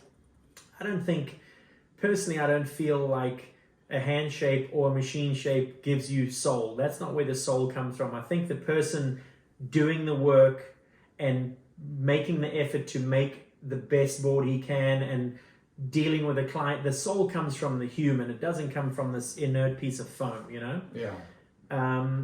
But they do talk about hand shaping is where you've got the soul with a hand shaping. And a lot of these dudes are emphasizing, and they even pricing a hand shape different to the CNC machine shape, which I think that's valid for sure, you know? I mean, it's a different effort laid out. I did, talking about an 11.3, there's an 11.3 blank, and I hand shaped 2 of these damn 11.3s, and I was like, holy crap, for $75, why didn't I just, you know, I mean, that's hacking down this beast of a board, and I could have just paid $75 to get it done on the machine, and it's done. Yeah. But instead, I'm like, no, let me hand shape. I couldn't even get it maxed out my room, so I get to the end, and I've got to reach to get the planer there, and I reach to get the planer. I couldn't walk around. It was a pain in the ass, but anyway. So, I would say at some point, there's not enough at this stage money in it to appeal to a youngster. Yeah. I mean, maybe if there's no more free money being given to us or something like that, they'll figure like, hey, I better get back to work at some point. But when there's free money thrown around and you got to go and work your ass off for a few $100, I think they'll choose the easy button, you know? Yeah. I feel like there's a resurgence of some sort of like DIY, you know, with the younger, the craftsmanship, high school kids. The craftsmanship thing is, you know, they are focusing on craftsmanship more now than I've felt in the past, where not just the shaper who's like the lead singer of the band, you know, they looking at the laminator, and now laminators have their own Instagram vibe, and they've got a name and they've got a reputation, and because they're proud of what they do and they're doing amazing shit and it's showing. And then the sander, who was the most obscure dude, is like, hey, look at these edges and I'm proud of what I'm doing and it's showing. And everybody, you know, with pride, I think shows a little bit of, it's showing a resurgence, I think. And you know, when it's not just the shaper getting the limelight, but all the guys in the background, I think it's a good sign. Yeah, that's cool. Yeah, I know, you know, like you and a lot of other shapers have their little office showroom / you know, shaping bay and everything, and you know, I grew up, you know, on Main Street, you know, and it was like 25 freaking you know, shops, and you know, they're all different shapers. You know, you got Carl Hayward, and you got Ballister, and you got, you know, Randy Lewis, and you had Chuck Din, you had Georges, you had all this Wyndham's, you know, there was just, and they're all able to survive back then, and there was a quarter of the surfers, if not even, you know, that are now, you know. But we didn't have, big deposits of boards landing in the surf shop, you know.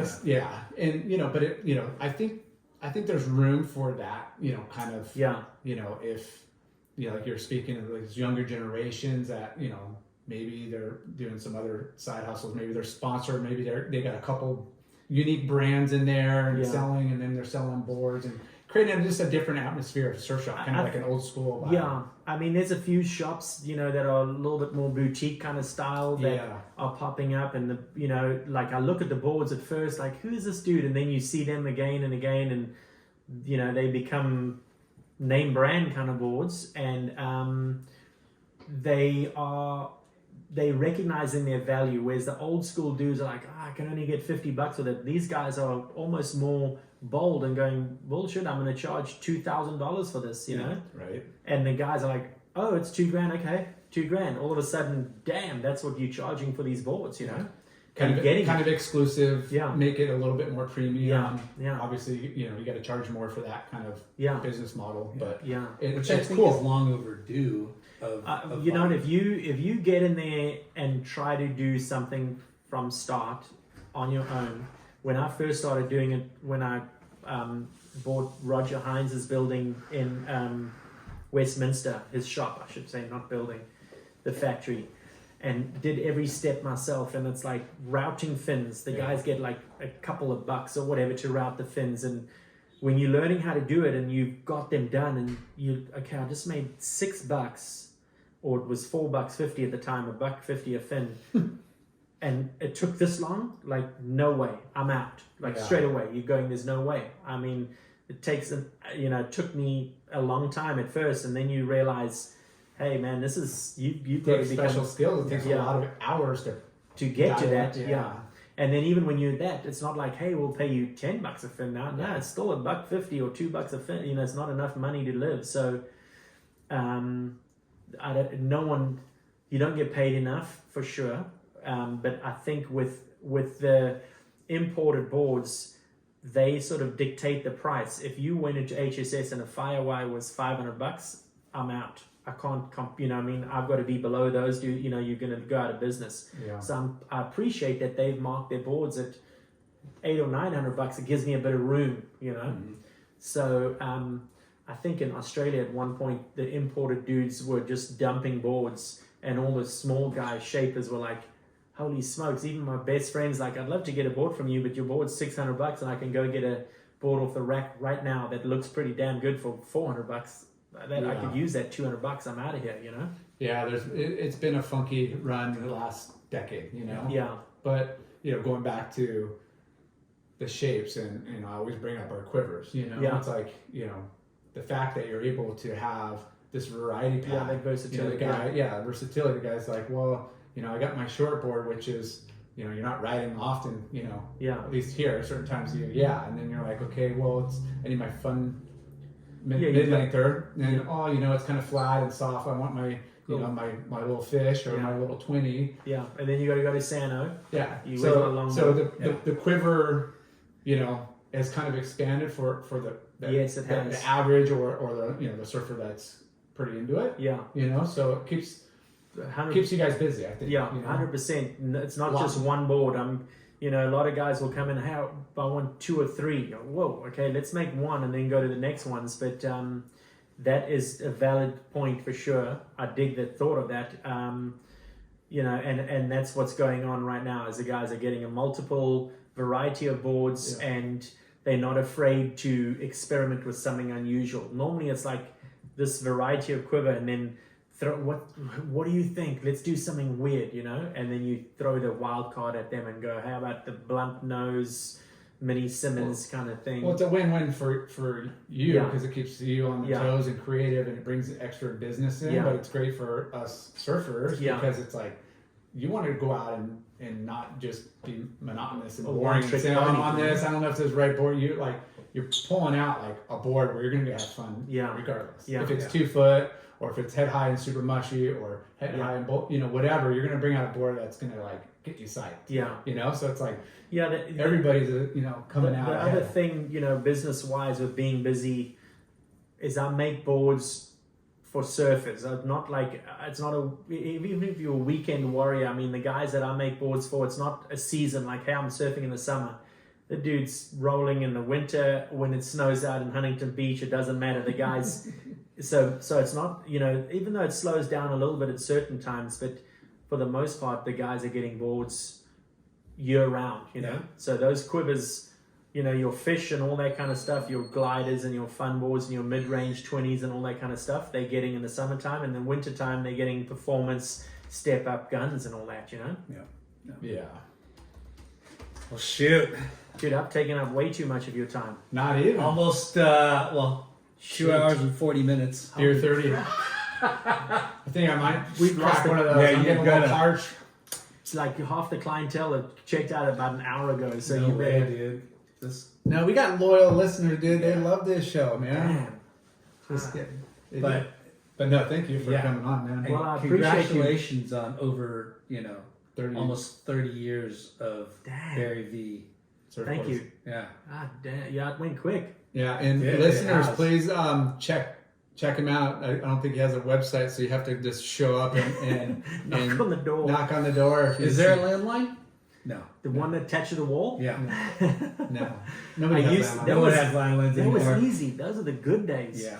Because now the dude, in fact, this thing hasn't buzzed since I've been here, but they. It's over here. Oh, that's why. It's I like the landline days.